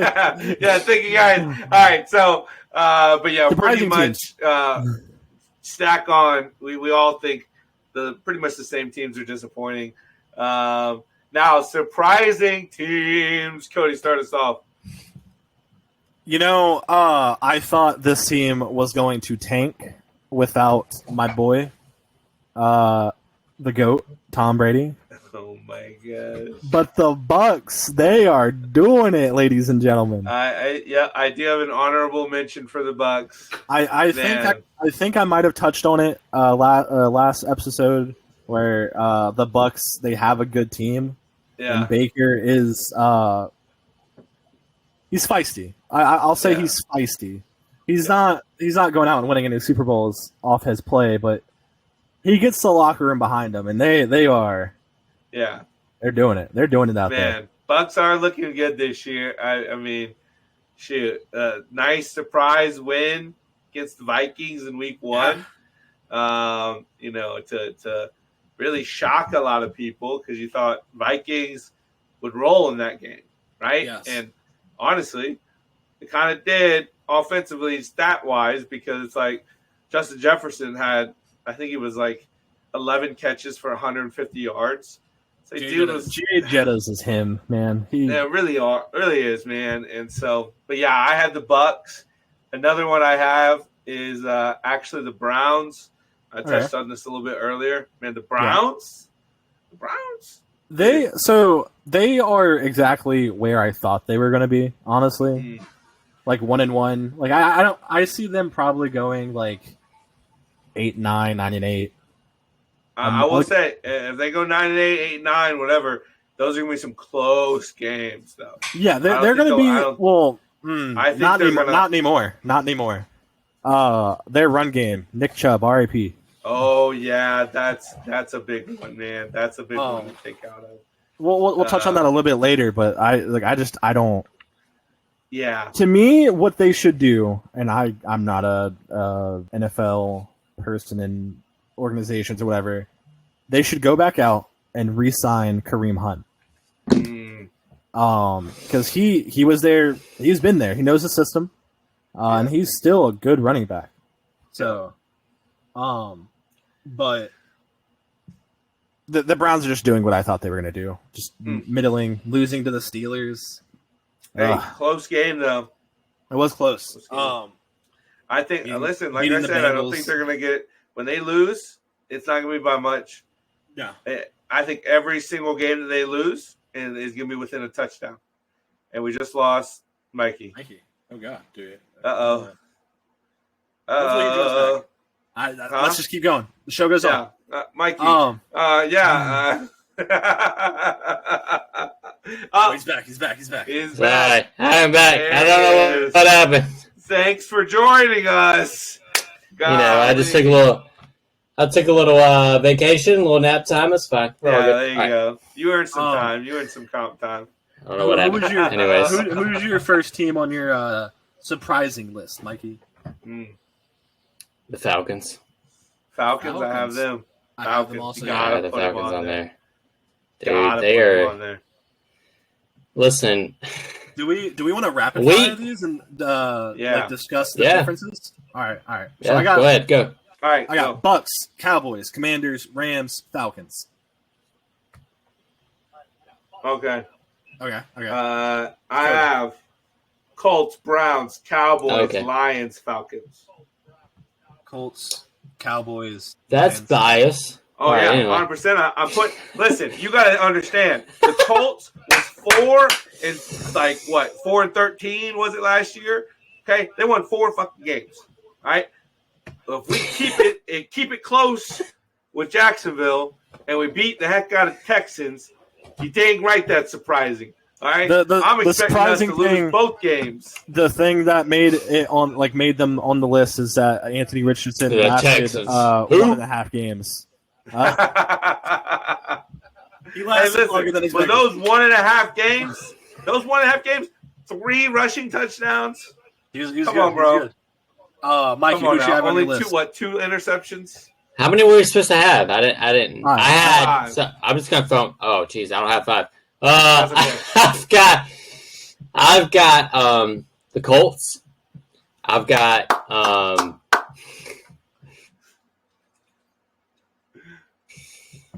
Okay, let's not get excited.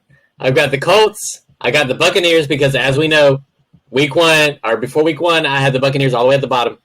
I had no faith in the Buccaneers. We talked about the Bucs when you disappeared again. So yeah.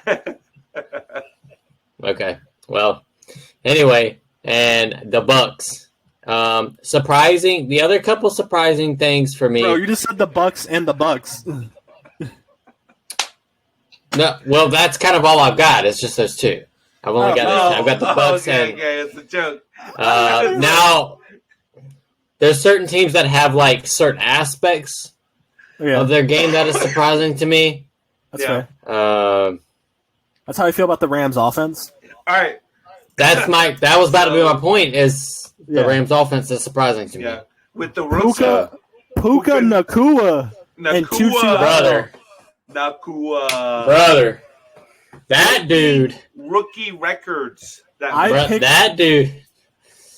Breaking rookie records. I picked him up in both leagues. No, you did not. I did. No, you did not know about this man. I picked him up. I picked him up after week 1. I picked him up. Oh, after week 1. Everyone was picking him up after week 1. I thought you said you drafted him. Oh, no. I'm not that smart. I didn't pick him up after week 1, so I'm that exception. I tried to and got freaking waiver wired, and so someone Cody. It was me. I feel like for the most of the list, Rams, they're 1-1. They surprised us. Falcons are 2-0. Big. Big for them. Yeah. Commanders are 2-0. That's big for them. I almost put them on the list. Cowboys. You said you had Cowboys too, right? I had Cowboys. Yeah. I think I had Cowboys as well because I'm surprised how well their defense is firing. Like that defense is out of this world. I've never seen anything like that. They're winning games that we expected them to win, but in fashions that we just didn't expect. We didn't expect. Right. It was and what? The thing 40... is, they're the Cowboys. We can expect them to all we want, but they'll somehow will let you down. So they'll find a way. We'll find a way. We'll get my brother on the podcast, and he'll be a guest when they eventually let us down again. Yeah, when they go 14-13 or 4-13. Yeah. Hey, wait till double-digit weeks. It all changes. I had some honorable mentions. Yep. 2 of them are for the disappointing so far. The Jets. I don't think it's an organizational standpoint. I think it's just the injury. It's disappointing. You hate to see it. I think got hit. But is that something? Hang on. So is that something that they can control, though? No. It's not indicative of the organization or how well they've been playing. It's as a fan. Because I think for what they have or what they've approached thus far, and since week 1, I feel like we got to take into account that they're still competing. Like it's not like they're getting what you expect on the field. It's just as a fan, you never want to see a star quarterback go down with an injury, and that's true as well. Like it's just disappointing to see as a fan because there was so much hype going about the Jets. Dakota had so much going in, brother. Dakota made the statement that Aaron Rodgers is taking to a playoff. You're a liar. Aaron Rodgers didn't take him nowhere. Listen, I don't think I ever said the 2023-2024 playoffs. All right. I don't know. I'm going to go back. No, we'll roll the tape back. Saying. You said you maybe. I watched it at least 4 or 5 times, so I'm pretty confident. There's been. I don't know. I don't know. Listen, I'm just saying. I don't know. I don't think I did. You didn't make the hard stance that the Jets are making the playoffs, but you did multiple times say, "Hey, they could go." I'm very confident. You never know. I'm very confident that he was confident that he said they were making something. In order to make the playoff and then to make the Super Bowl, you got to make the playoff. I never said this year. All right, it could have been next year. I could be telling the future. All right. Not future. Oh, now we're getting into the articulation aspects. All right. So Jets are on it just for the fashion of like what the season's going to be. We expected something else. That's why they're my honorable mention. Jags on disappointing. Dude, I could slap. Dude, listen. If I could walk up to you and tell you I bet you can't stand up, I would do that right now because you just offended me. So we expected them to win week 1. And I don't think we expected, going into the season, Chiefs, Jags, week 2, I think we all expected the Chiefs to win. We expected it to be a win. But with the fashion that the Chiefs are playing and how lost they look, I think the Jags should have won that game, and they disappointed us by not doing it. Mm-hmm. And that's the only reason is because it was just disappointing. Yeah. And then my third pick, they could go in either way. They can be disappointing or surprising. The New England Patriots. All right, moving on. Oh my god, I am so tired. Okay. Oh, so y'all can bring up the Jags and the that blocked field goal. All right, Cody. Pause. That blocked field goal is something out of Madden, okay? That's not something that you do. All right, so I'll give it all. All right. Your defense, always. Your defense is always the talk, right? The defense is always the talk. I will say kudos to Bill Belichick and the crew for coming up with a Madden play for a blocked field goal because all right, so Pat McAfee broke this down. That's not even the play I want to talk about. What do you want to talk about? the last play of the game. Well, it wasn't the last play because it got kneel downs. But the lateral. In my opinion, I didn't watch the game, so you're gonna have to fill me in because I don't watch the Patriots. You didn't watch it? Screw the Patriots. No. I never. Anyways, I purposely run away from Patriot games. They will never watch. They will never be my game to watch. Just let you know. Let me set if the they score. ever come to Ford Field, I'm leaving Michigan just to get away from the game. Let me set the scene for you. The Patriots coming back. They're down. They just scored a touchdown. Mac Jones is leading them down the field. Who? Mac Jones. McCorkle Jones. It's fourth down. Is that a rookie? Yeah, it's a rookie. It's fourth down. Fourth and 9. He throws it to his star tight end, Mike Gesicki. He needs a few more yards. He gets swallowed up by 3 guys. Mike Gesicki has the idea to lateral it to someone. Oh my god, I remember this play. What? 310-pound Cole Strange lineman gets the ball and makes the effort and gets the first down. He got that first down. Allegedly. He got that first down. Nah. The only reason he got it is because Bill Belichick freaking spiked his freaking challenge flag in front of the referee. I'm gonna touch on why they could be in both. Give me 30 seconds uninterrupted, then we'll move on to the next topic. I know you guys don't want to hear about the Patriots. I don't want to move on to the next topic because I got something on this topic. So okay, that's fine. Okay, Pats. They've been in both of the games against teams that we did not think they were going to beat. They were 1 score away. That's all I'm saying. That's why I'm both hopeful because they had the chance, but disappointing because they floundered it. I think they are one good receiver away from a Super Bowl playoff run. That's all I'm saying. Super Bowl playoff run? I'm saying go into the Super Bowl? Get them a D-Hop, get them a Jettas, get them a number 1 receiver. They're in. Brother. Listen, I know you can't. Holy smokes, what a hot take. The drugs that you were on to think that the Patriots are Ayahuasca. one receiver away from winning the freaking Super Bowl. You are... Dude, out of all respect that I have, Mac Jones needs a number 1 target.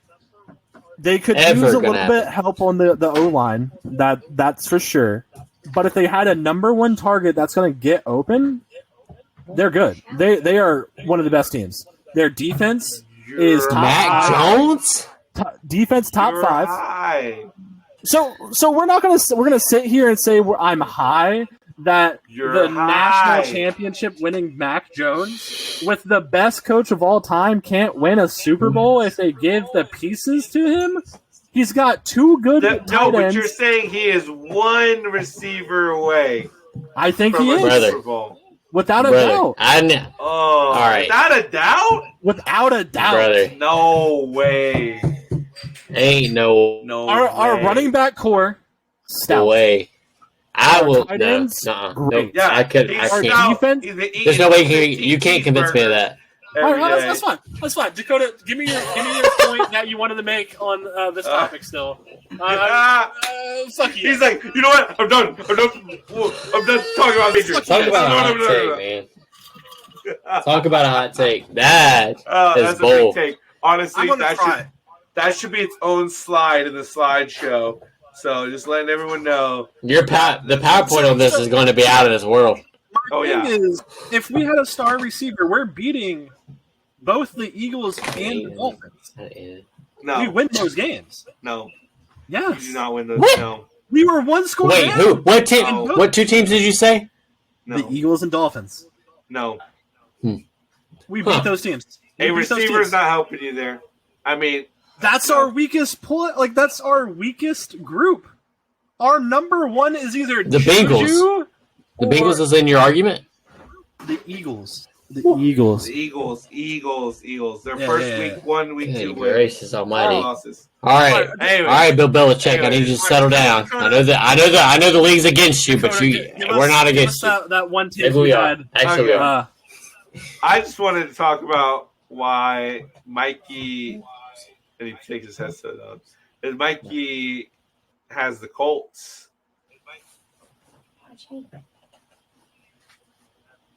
Uh-oh. Is it? Here we go. I have Two biased takes. We got a Patriots fan and a dang Colts fan. I'm asking Here we you. go. I got it right here. Why you got the Colts? That's all. All right. You know. And I'm going to give it to you. As a surprising team, I have the Colts. Why? Rookie QBs don't tend to fare out very well in NFL, right? We know that because they typically are set up for failure, in my opinion, because they don't have the support that they need. Yep. Anthony Richardson came on scene and made something work.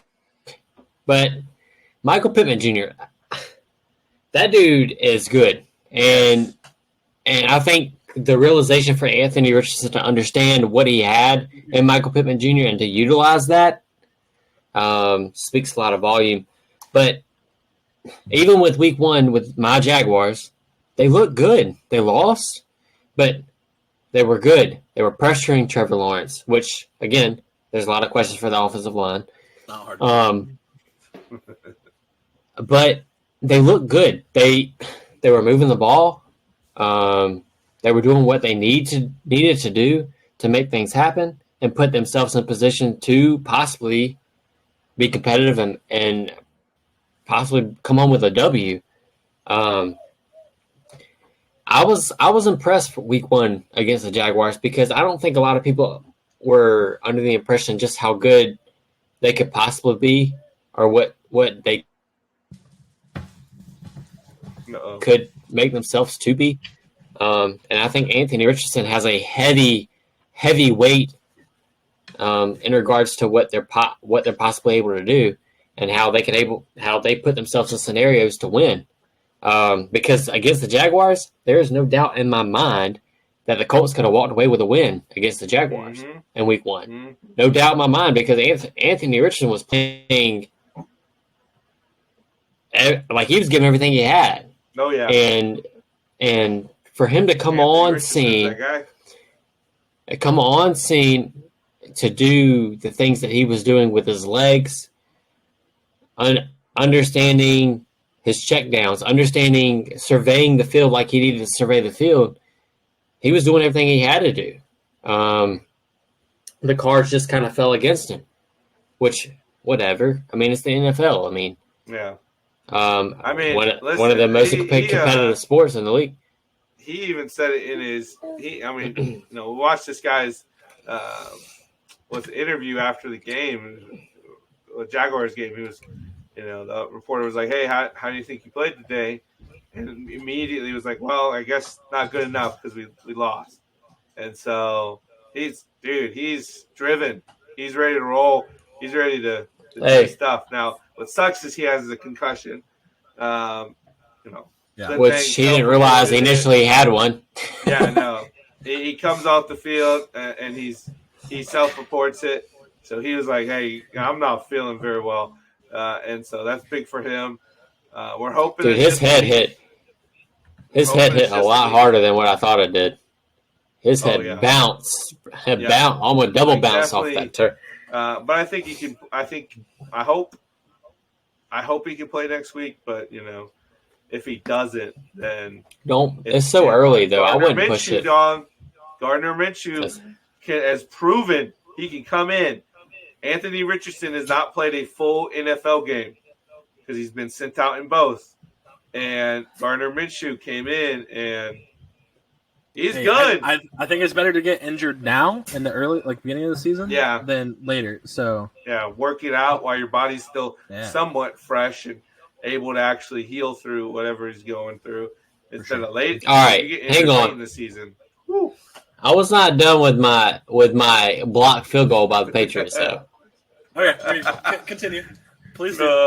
Listen, I need y'all to understand just how that was broke down, right? Oh no, I saw Pat McAfee break it down. Dude, when he broke that down, you gotta watch it. When he broke it down to see that slight breathing? Movement, the breathing, the inhale, exhale for him, that guy off the edge to come in and not jump the snap, but initially cross line of scrimmage as the snap was being. Yeah. when Pat McAfee breaks that down, it's impressive.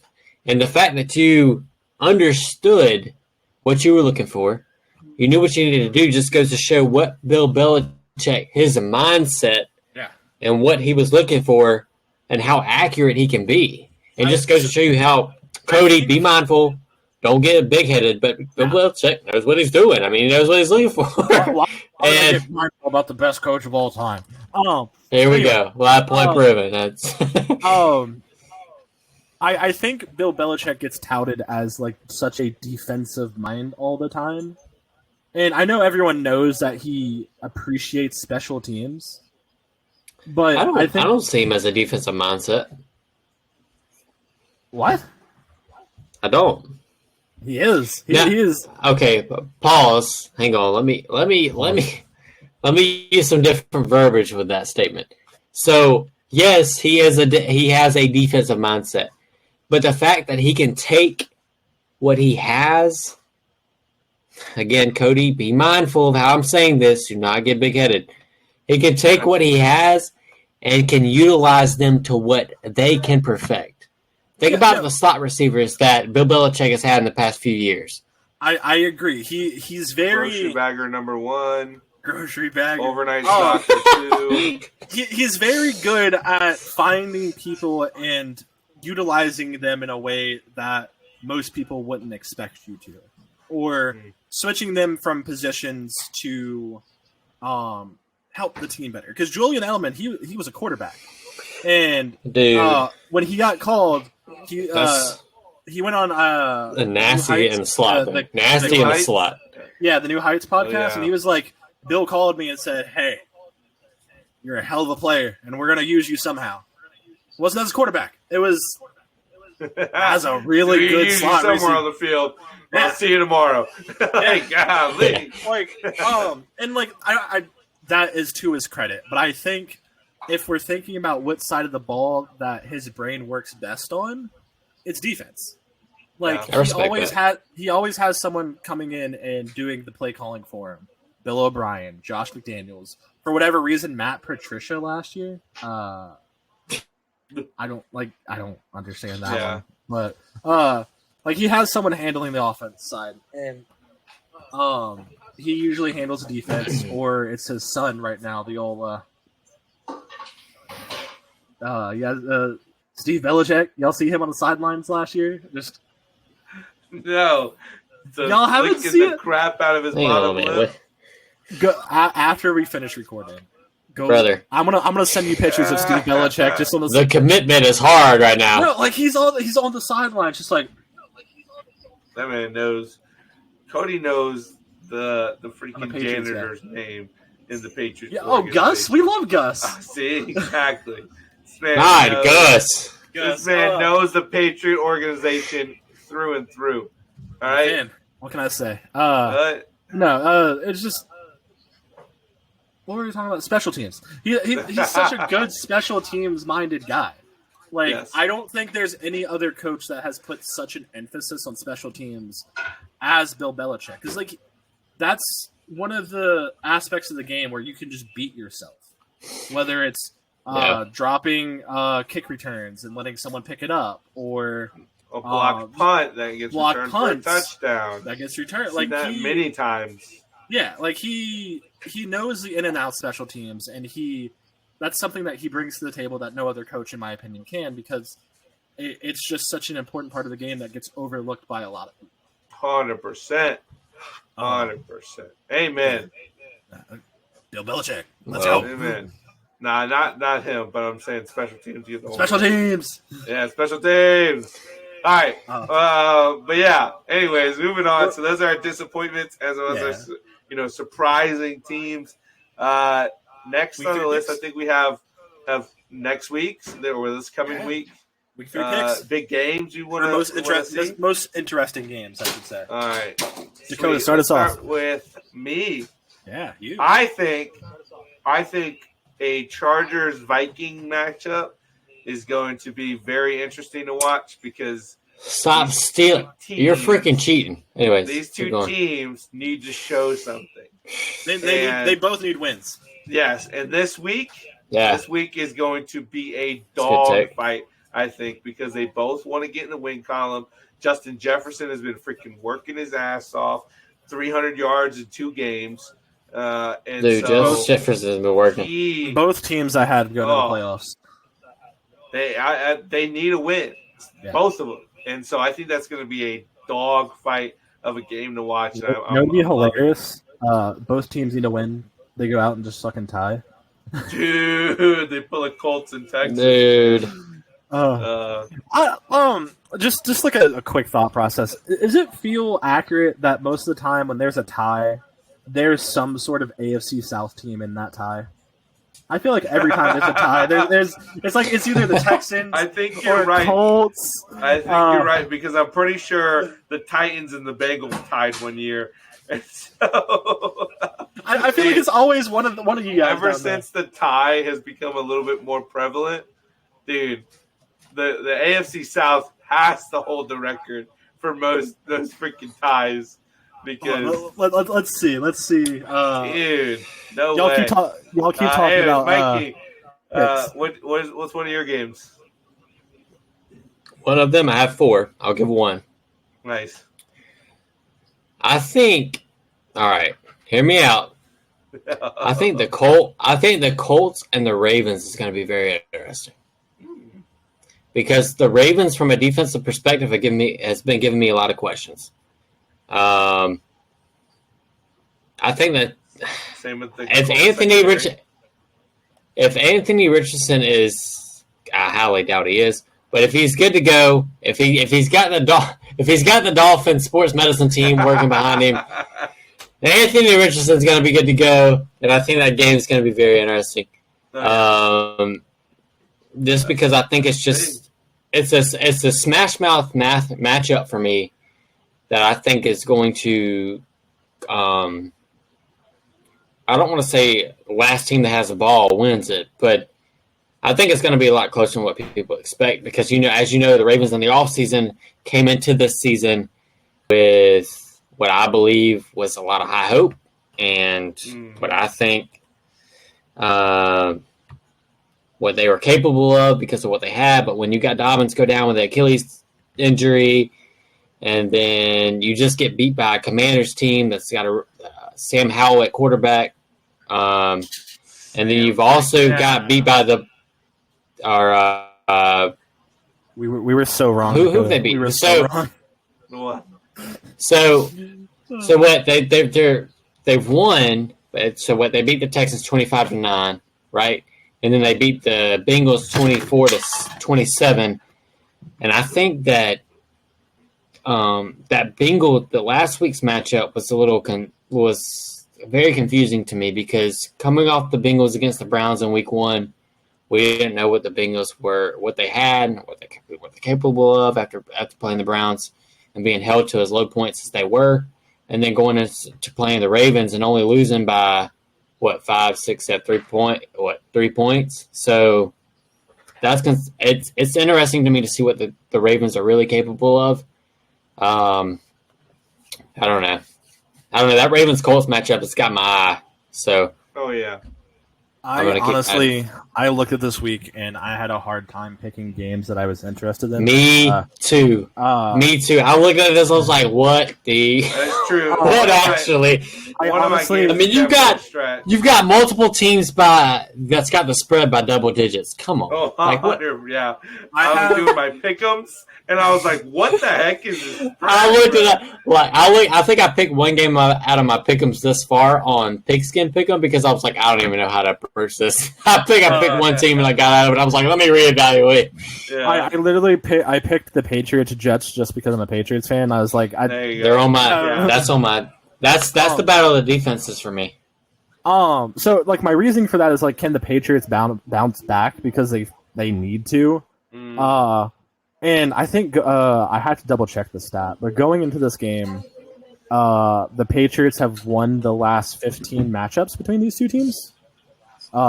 It's something stupid like that.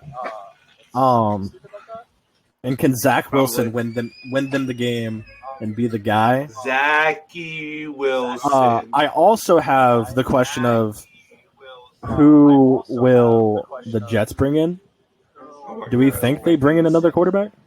Well, I mean, right now they're using what's his name? I forgot his name already, but as emergency quarterback, and so I mean, I saw there's a lot rumblings. of I saw rumblings that they trade for Kirk Cousins. no. I don't think they do because then you have Kirk Cousins with Aaron Rodgers next year, and like you got to pick one of those two. No. Also, I think Kirk is could come into this, come into that team and bring him to a Super Bowl. Hold on. Like myself, I'm trying to. I keep hearing myself. Anyways, but yeah, I don't think Kirko would go there. I like the. Although I didn't like his play, I think having a Josh Rosen that's on the free agents list, not a terrible idea. Colt McCoy, I think I saw that name too. Who else did I see out there? You see RG3 through it. Cam probably thinks he's still better than 32 quarterbacks, so he would take that opportunity. Kaepernick threw his name into the ring, obviously. Oh, yeah. Oh, God. Kaepernick. I mean, he hasn't been in the league for, what, almost... 7 years? Yeah, I was going to say almost 10 years. So, yeah, let's pick him up. But, I mean, him sitting... RG3 threw his own name into the ring on his show. He's like... On his freaking double replaced ACL and freaking torn both Achilles and his old rickety self. I mean, you protect him, maybe. Yeah. What are we talking about? Hold on. I got Colt McCoy in here. I got. We were just talking about. What are we talking about? Throwing out random quarterback. Throwing out random trivia answer quarterbacks. So another game I had was the Rams and Bengals. I had that Super Bowl rematch. I don't have the Rams and Bengals. I think it's Joe Burrow play. Only because I don't with Joe Burrow possibly not playing this week. I didn't put that game in there because I don't know what they're going to look like. That's fair. Yeah, I think another question Bengals is overall needs to bounce back and do something. Yeah. Joe Burrow or not, they need to do something. A slept-on question for this game is: are the Rams contenders? They get Cooper Kupp back in a few weeks. That offense with Puka and Tutu and Cooper, freaking all that, dude. That's a good offense. Now I will say I did read that Puka's injury could take him out this week. If they need to rest him, I think they should. So that's a possibility. Who they play? Rams Bengals. Oh, that's right. You said that. So I think I would sit him this week just because it's the Bengals. I mean, if Joe Burrow doesn't play, I think you definitely sit him and just. I think if he does, though, I don't know, man. I don't have no faith in the Bengals right now because they look like they did. It looked like they looked. My hot take of Eagles Bengals is looking more hotter and hotter by the week. Oh, absolutely, dude, brother, you are on fire right now because I don't see that at all. No, not even a little bit. My Chiefs Cowboys is looking hotter and hotter because the Chiefs look like garbage too. That's true. The issue is no one in my the Chiefs AFC, Lions is still red hot. So no one in the AFC has shown. They haven't done anything like the Cowboys have. There's no clear cut. This team's the best in the AFC right now. Yeah. I think that's kind of what we expected, but not in the situation that. Listen, I have questions for the Cowboys on an offense perspective. I have questions for the guy. Now, CeeDee Lamb has been able to get open whenever he wants to, which is a good sign. But they just don't look as strong. But now their defense, when your defense scores 30-plus points in a fantasy league, there's something to be said for that. Okay. Regardless of who they're playing, that's impressive. Do you guys know who the top 3 scoring players in fantasy are right now? Players? Just people you can pick up. Luka. One is Cowboys. Tyreek. One is Tyreek with like 59. Oh, yeah. 2 is Puka with like 55. And then it's the Cowboys with like 54 points. It's insane. That's crazy to me. Micah Parsons is playing out of his mind. That dude is literally going. If we have enough time to get to our superlatives, which I kind of hope we do, I say we just rattle them. We just go for it right now. Yeah, right now. Oh wait, hang on. Last game. Wait, week 2, last one for me is the Falcons and the Lions. Yeah, I can see that. That seems like a good game. Or not week 2, but Yeah. The Falcons and the Lions. Week 3, the Falcons and the Lions are going to My last game was Commanders. A Falcons Bills. team, buddy. What? So my last game I had was Commanders Bills. I think it's only exciting just because the Commanders are 2-0. I want to see if they can. See if they can continue continue it on. It's so weird to me. Team that should be good. Yeah. Hey, they started off hot with Carson Wentz last year, though, too, and it went real bad real quick. So. That's Carson Wentz. Carson Wentz's ass. Let's go ahead and move on. Superlatives. I didn't pick an MVP. I forgot to, but let's go. Cody, go ahead and just rattle your list off real quick. All right. So MVP, he didn't play good this week, but hopefully he bounces back. I have Trevor Lawrence winning MVP. Ooh. Offensive Player of the Year, Tyreek Hill. Defensive Player of the Year, Micah Parsons. Coach of the Year, Doug Peterson. Comeback Player of the Year. I like that list. That's a good list. Yeah. Comeback Player of the Year, I think we all is going to be DeMar Hamlin. Just because I have 3. But my choice is Calvin Ridley. He took a year off. I think the only thing that jeopardizes him is his situation. Yeah, the suspension. Offensive Rookie of the Year, Zay Flowers, receiver from the Ravens. That dude is balling, man. He is balling. That dude is balling. Especially now that Odell's hurt. He hurt his ankle. Surprise. Who knew? And then Defensive Rookie of the Year, I got Christian Gonzalez from the Patriots. Oh, okay. Yeah. Okay. Dakota? Nice. Yeah, I think so. My offensive player of the year would probably have been. I think Justin Jefferson deserves it. I think he's playing very well around a not so good. Not really helping out offensive line and helping his quarterback, and so someone say a mid team. Yes, yeah. So he's doing very well. I think he deserves it. Defensive Player of the Year, I'd like to go T.J. Watt.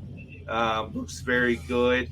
He's got 4 sacks in the 2 games he played, and so it's 2 a game. It's 2 a game, man. That's pretty good. Yeah, he's averaging very good right now, and so. Obviously, comeback player, DeMar Hamlin. I think Calvin Ridley's a very good shout. He's looking very good in a Jags uniform, man. I'm not gonna lie, pretty scary.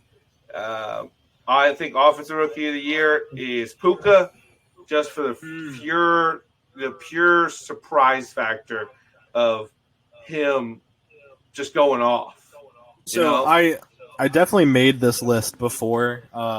Before he went off. I made it last week, honestly. Yeah. And I just attributed that as like a 1 week performance. Yeah. But he did it this week too, so and he's I might want to making sure that I might want to change mine to Puka if he keeps that up. Yeah, Flowers is a good one, but I think he's more expected. I think he's expected to do well. Well, understand, I have no idea where he came from. Okay, so Puka his last year in college was injured, so not a lot of people had a lot of high hopes for him because of his injury. Oh. So therefore, he was under the shadows. That guy has been an athlete since he's been to college.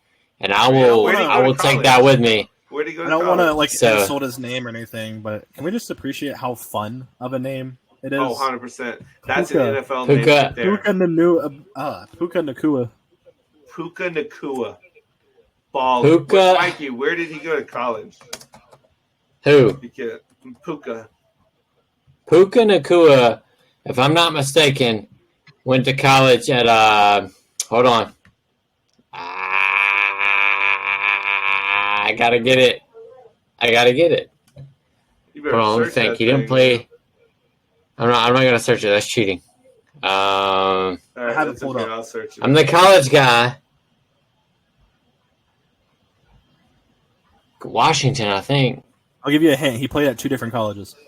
He did play at 2 different colleges. Washington is one of them. Because he only played it like a year or something at Washington, right? No? I don't know. He started off at Washington. He started at Washington, I know. Yeah. Transferred to a different school. Down south of that. Thank you for that No, knowledge. it wasn't Birmingham Young, was it? Was it Birmingham? Was it BYU? That It was BYU? BYU. Yeah. It was BYU. Big. BYU. Just to piggyback on how fun The Lions, baby. I think the Rams have to have the most fun receiving core ever with Cooper Kupp, Puka Nakua, and Tutu Atwell. Yes. That's just great names right there. They gotta win some awards. You're meant for greatness. No, yeah, I think he's been doing great. And then it's not someone that I've seen talked about a lot, but I think has had solid games for a rookie, which I think he can kind of, as he gets more comfortable, he'll be able to up his production a little bit. It's actually Will Anderson Jr. With the Texans. I think he's helped a lot. Who'd you say? I didn't hear it. Will Anderson Jr. That's who. Okay, all right. I think he has high potential, and I think he can hit it in the next few games and really make Right. the case for his rookie of the year. So You good? And then obviously, coach, I got Shane Steichen, because if he could take that atrocious team from last year and turn it around to a 7 or 8 win, geez, he deserves it. All right. Who? All right. Is that the Colts head coach? Yes, you're darn right. Good God, dude. Darn right. I'm done with you. Anyway, so Hey, listen, here we go. Cody can pick some fucking nobody on the Patriots for defensive rookie of the year, but I can't pick the head coach of my favorite team. I did my research. He's picking. He's third right now in the betting odds to win Defensive Player of the Year. He picked the guy that He's blocked that third. field goal last week. Yeah, he's third. He's I'm third. Now sorry. he's gonna pick the first All right, one. here we go. He's letting his patriotism ruin his judgment. All right, you biased foes. Let me give you a little perspective here. I'm going bold with my MVP. You ready for this? All right, let's hear it. Brock Purdy. Ooh. Wait. I had mild ready to on deck before I even realized Brock Purdy's winning MVP. Brock Purdy is winning MVP. All right, keep All right. rapid fire. We'll talk about that. All right, here we go. Offensive Player of the Year. I have 4, so I need to figure this out. You So better get one. 5. I got 5 actually. You better pick one, dang it.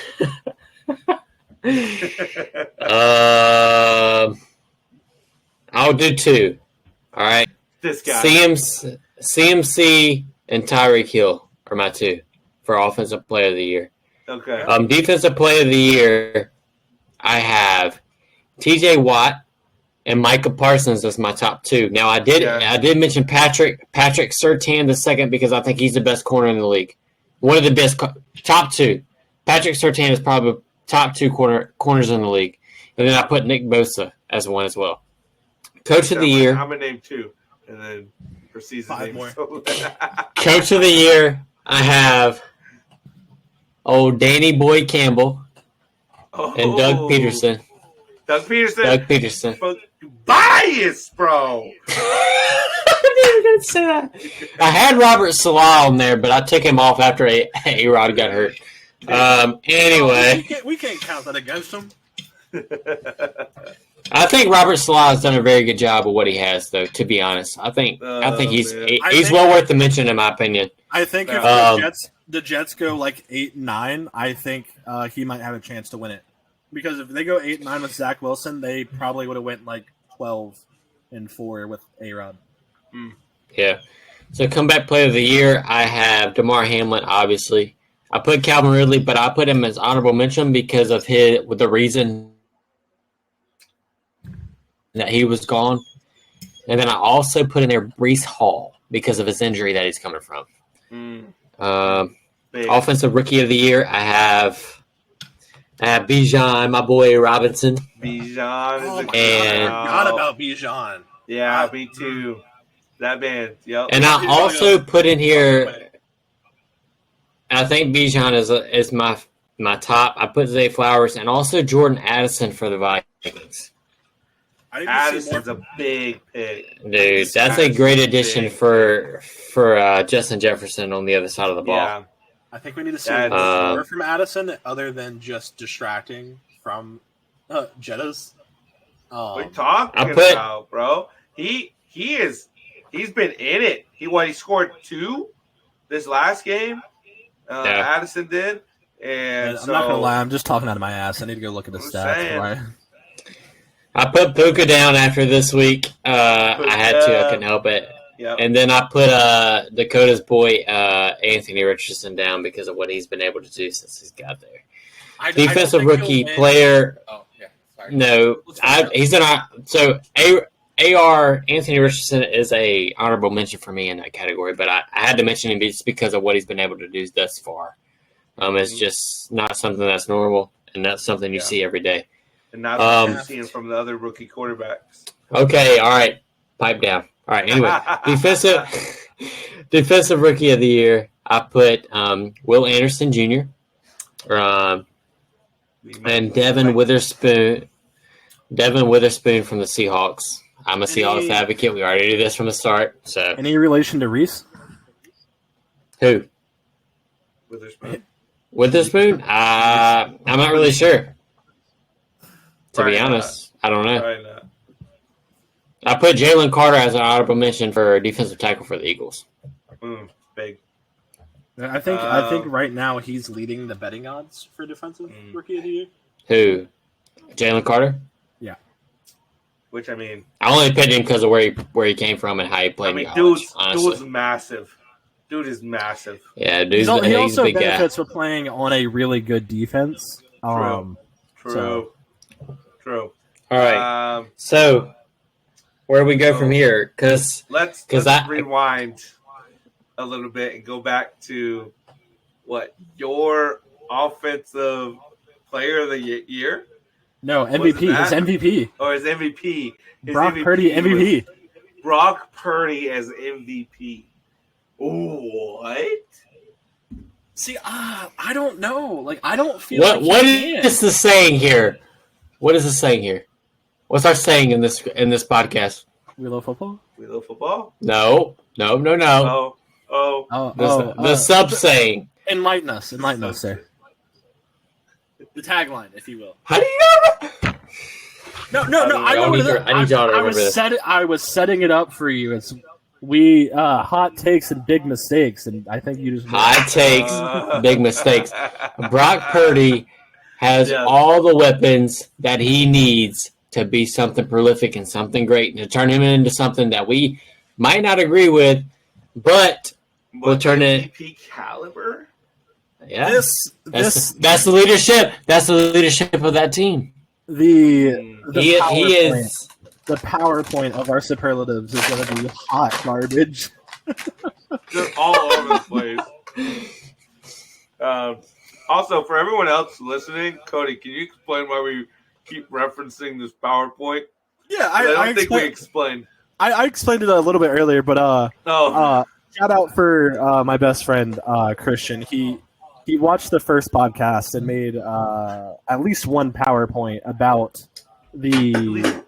our playoff predictions in our division standings that we thought, and it's PowerPoint, but it was a good touch. I enjoyed it. I read through awesome. It was touching. It was very touching. Yeah. Especially the part with me calling that the Lions were going to win against the Chiefs, and he said, "What a call by Dakota!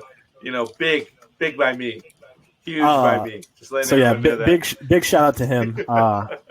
Big fan. Literally, he's 6'7". Huge ass fan. 6'7". Huge fan. 6'7". Anyways, I think that's. Do we talk? Yeah, Brock Purdy. I think that's it for us, guys. Anything you got to add to just overall good for the group? I'm gonna touch on the Brock Purdy thing. I don't. Oh, he's coming. I don't think he can win it. I'm a Brock fan. Because you're not. No, you're not. He's in the same way. Absolutely not. In the same way that all Jimmy G does is win, Brock Purdy wins. He's undefeated in games that he's started and finished. I think the only game he lost last year was the Eagles game because he got injured and they had to go to Walmart employee number 5 for. What was his name? I don't know. Last podcast we tried to say his name. I need to figure out what this guy's name is. Look it up real quick. But yeah, I think if the Eagles don't completely injure Brock Purdy, not intentionally, but just the Niners have bad history with injuries. They could have went to the Super Bowl. But he's hacking into the main system. The thing with I think Brock Purdy can't win is because he just has arguably the most stout offense around him. That roster is just insane. You could probably put anyone in that system and they would do good things. Mm-hmm. Dakota can go over there and throw at least 20 touchdowns, 5 interceptions. Listen, bro, that's me with shitty quarterback or shitty. That statement stands. Shitty wide receivers, shitty offensive line, dude. I do have to say the intramural games that we had at CSU. Me and Dakota, we are 2 bigger guys, but we were out there making people miss. It was insane. I'm telling you, bro. I was all right. They don't know. I remember that one game where it was just so hot outside. I took off my shirt under the flag football jersey. Yeah, so I was just shirtless under that, and I put my hair up in a fucking ponytail. And I couldn't make the passes, so I just started running the ball, and this this man right here. I think they were surprised with how nimble I was at the time because they were missing.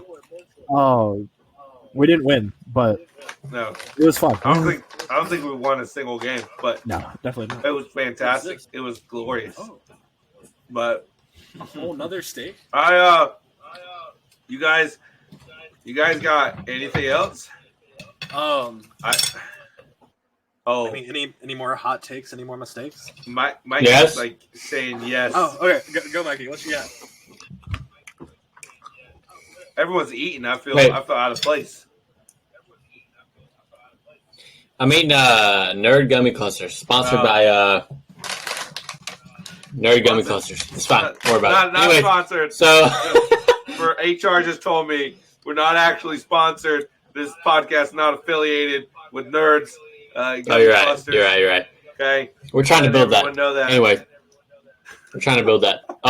It's all about the brand. Hey, there you go. So I mentioned this to Dakota before recording. Cody, you were not here because you were standing up to walk to the restroom. So.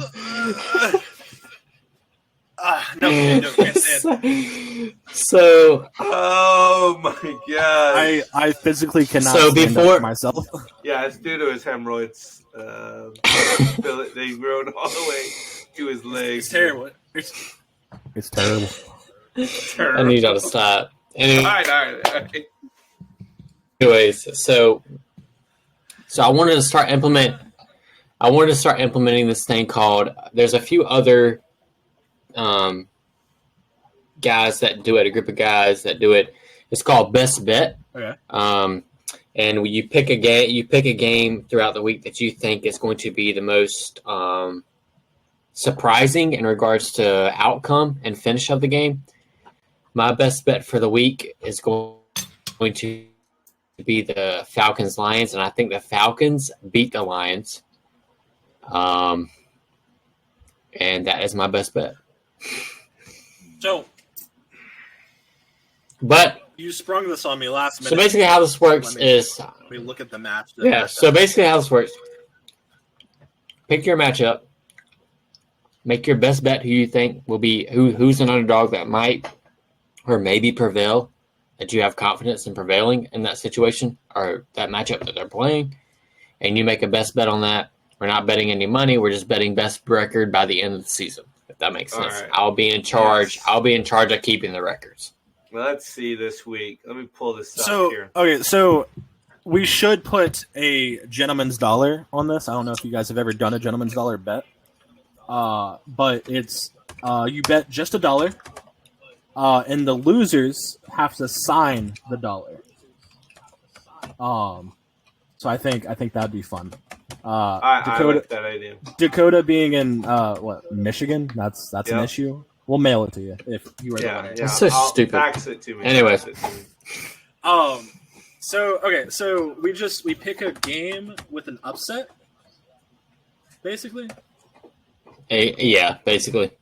All right, I'm going for it. Our PowerPoint guy will not be happy because he is an Eagles fan. Oh, I was just thinking about that, dude. It's the only game that I could see being an upset, honestly. Yeah. I still think the Eagles win, but I'm going on a limb. I'm taking the Bucks. Eagles. We'll say 30-25 Bucks. Okay. Dang, man, that's tough. So 30-25, brother. So can we for stars of that can score. we take the same people or no, or like same games or no? I don't. If you're gonna have the same pick, no. Okay, so to be fair, next time what we should do is, since you started off first, Mikey, I'll start next time. Then Dakota will start, and then you'll start. There it is. That way we rotate. That's big. Yeah, that's big. Yeah. I like that idea. In my defense, though, I think Dakota was going to pick the Falcons and the Lions game of all things to pick. So the what? Dakota. In my defense, I don't think you were going to pick the Falcons and the Lions game. I don't know. Yeah. I don't know. No, I probably wouldn't have because I thought the Lions were going to win. Take the Colts, coward. You won't. Colts over Ravens. Do it. I know. I already think that. I already think that. All right, you know what? I'm going to go really bold. I'm going to go the boldest of bolds. Okay? I'm going to go Control B on y'all. All right? You understand? You're picking up and down. I'm saying Pause. Justin Fields and Mr. Moore is going to take it down. The Chiefs? The Chiefs. The Chiefs? The Chiefs. By what? What's the score? I'm calling. Brother. I think that it's going to be a defensive battle of 10-3. What the? Oh no! I will bet you $20 right now. I will give you $20 right now. Says that is not happening. Listen, man, it's gonna happen. Mahomes. I think I don't like the way he's looking. I think he got tweaked a little bit. I don't think he's 100%. Travis Kelce, definitely not 100%. You see him after the game talking crap because he knows his skill ain't gonna do nothing for him now. I think it's more likely that the Bears win than the Chiefs are held to 3 points. It's gonna happen. 3 points. We're gonna be here on Monday looking at fucking Dakota like he's a goddamn fucking psychic. When it happens, when Bears take down the Dakota. Chiefs, you understand? 10-3. Y'all gonna come back here and be like, We're building a time machine. We're going to go back and we're placing a bet right now. $1 gets you $1 million straight away in those odds, dude. So that's the same guy that said that Aaron Rodgers was potentially going to take them to a Super Bowl. You know, I was not excited for the Bears-Chiefs game, but now I am, especially if the Chiefs are going to lose. I'm going to be watching it. Watching it prime time. I'm going to be like, this is prime time to me. I'm going to go on Facebook because Dakota Live. said so. I'm going to go on Facebook Live and just sit here and react to it. All right? Oh, man. All right, since y'all gave score predictions. I thought we were supposed to do score predictions. Were we not supposed to? I don't know. I got the Falcons beat the Lions. Hold on, pause. Yes, do that math. 70. 7. Let me. 1, 2, 3. 23-21. 23-21. Yeah. Shoot. Do you guys follow the Scoregamis at all? No, I think I've seen a long video about it before, but no. I like when we get Scoregamis. They're my favorite thing. Like when the for anyone who doesn't know, Scoregami is when the NFL game finishes and it ends in a score that's never happened before. I like it. I like it when it's like a unique ending. Yeah. So I'll be watching out for that this season. Also, before we end, which we are getting close to 2.5 hours, so I think we should wrap it up here. But we're definitely wrapping. Oh yeah, we're definitely wrapping up after this. Okay, so in our defense, we missed a week. Keep going. Yeah, you're exactly right. Shoot, dang it! Now I lost it, bro. God, dang it. What were you talking about? You talk back to what you're saying, and I'll remember it. So I just remembered it. I looked it up earlier. The AFC South has not had the most ties. Oh my gosh, that's not the what I was saying. No. I looked it up. I think the Colts have 2. Yeah. And then they tied the Texans, I believe, and I think that's the only ties they have. What the heck? I didn't see Jags or Titans anywhere. Oh my gosh, I thought the Titans. Yeah. I thought the Titans tied with the Bengals one year. Thought, man. But no. I realized I wanted to speak on this play because it was pretty crazy. Did y'all see it was the Steelers? Who'd they play? Browns this week? The Browns this past week. Are you talking about the first week? First week. Who'd they play the first week? 49ers. I think it was the. They played the 49ers the first week. I think they got demolished. I think it was the Browns because the guy, it wasn't on the Steelers, but the Steelers was kicking off, and the guy caught it like right on the edge of the end zone, right? But he was out. The ball was out, and he stepped back in to kneel, and they got a safety. Yeah, I think it was this week.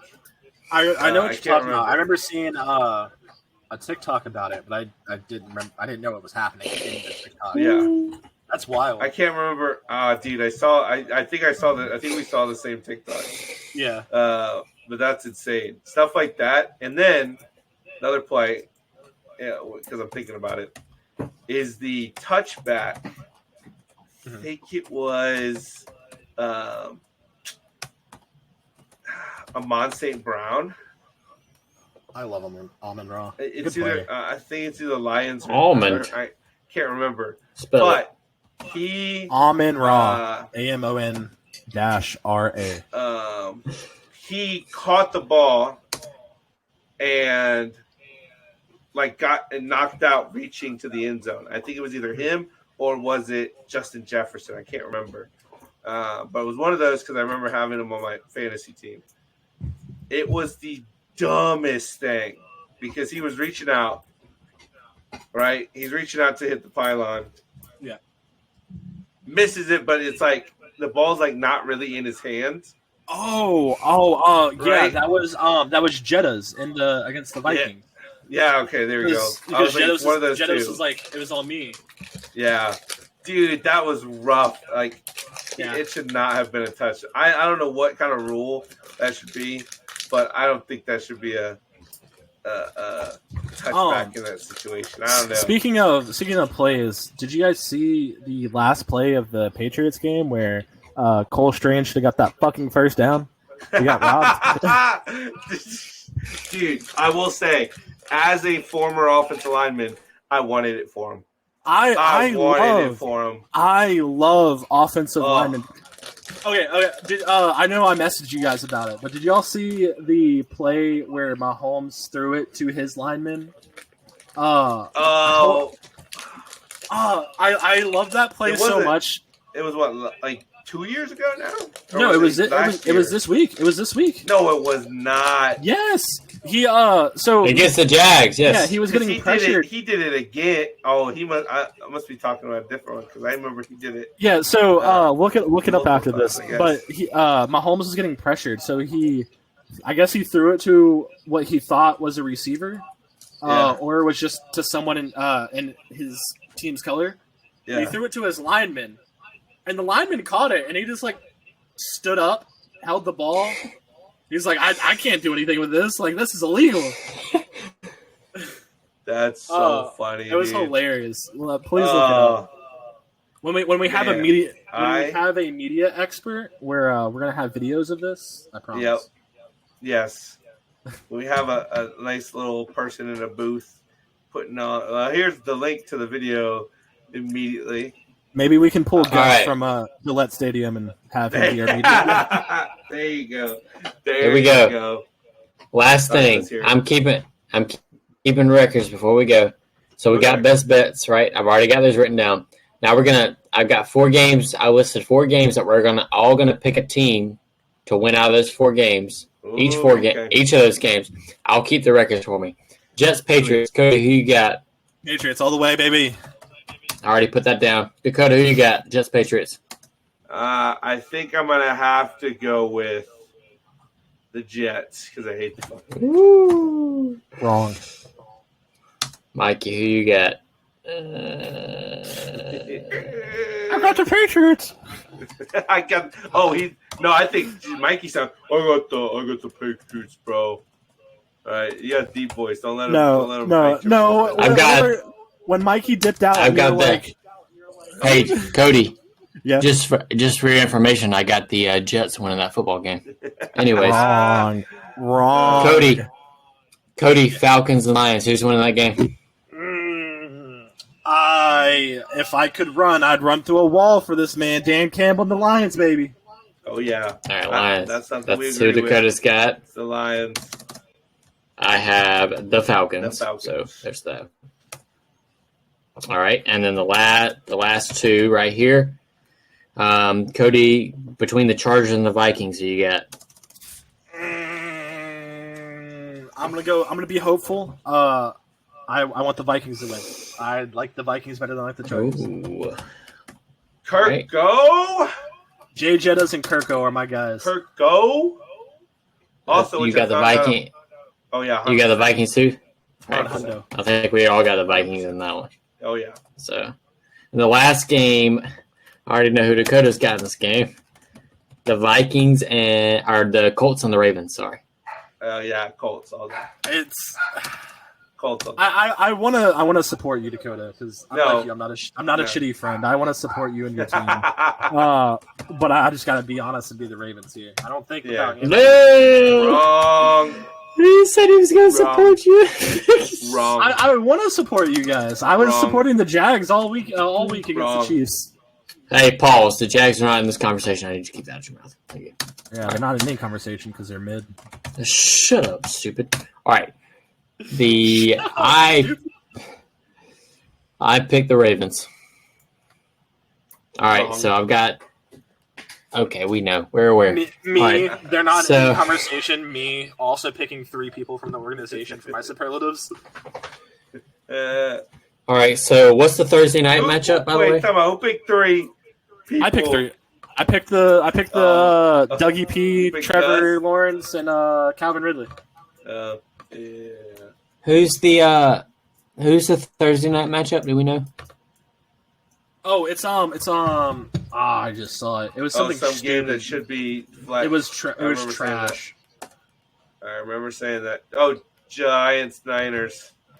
Yeah. The Niners are gonna get fucking dog walked. Oh God, never mind. I'm not doing that.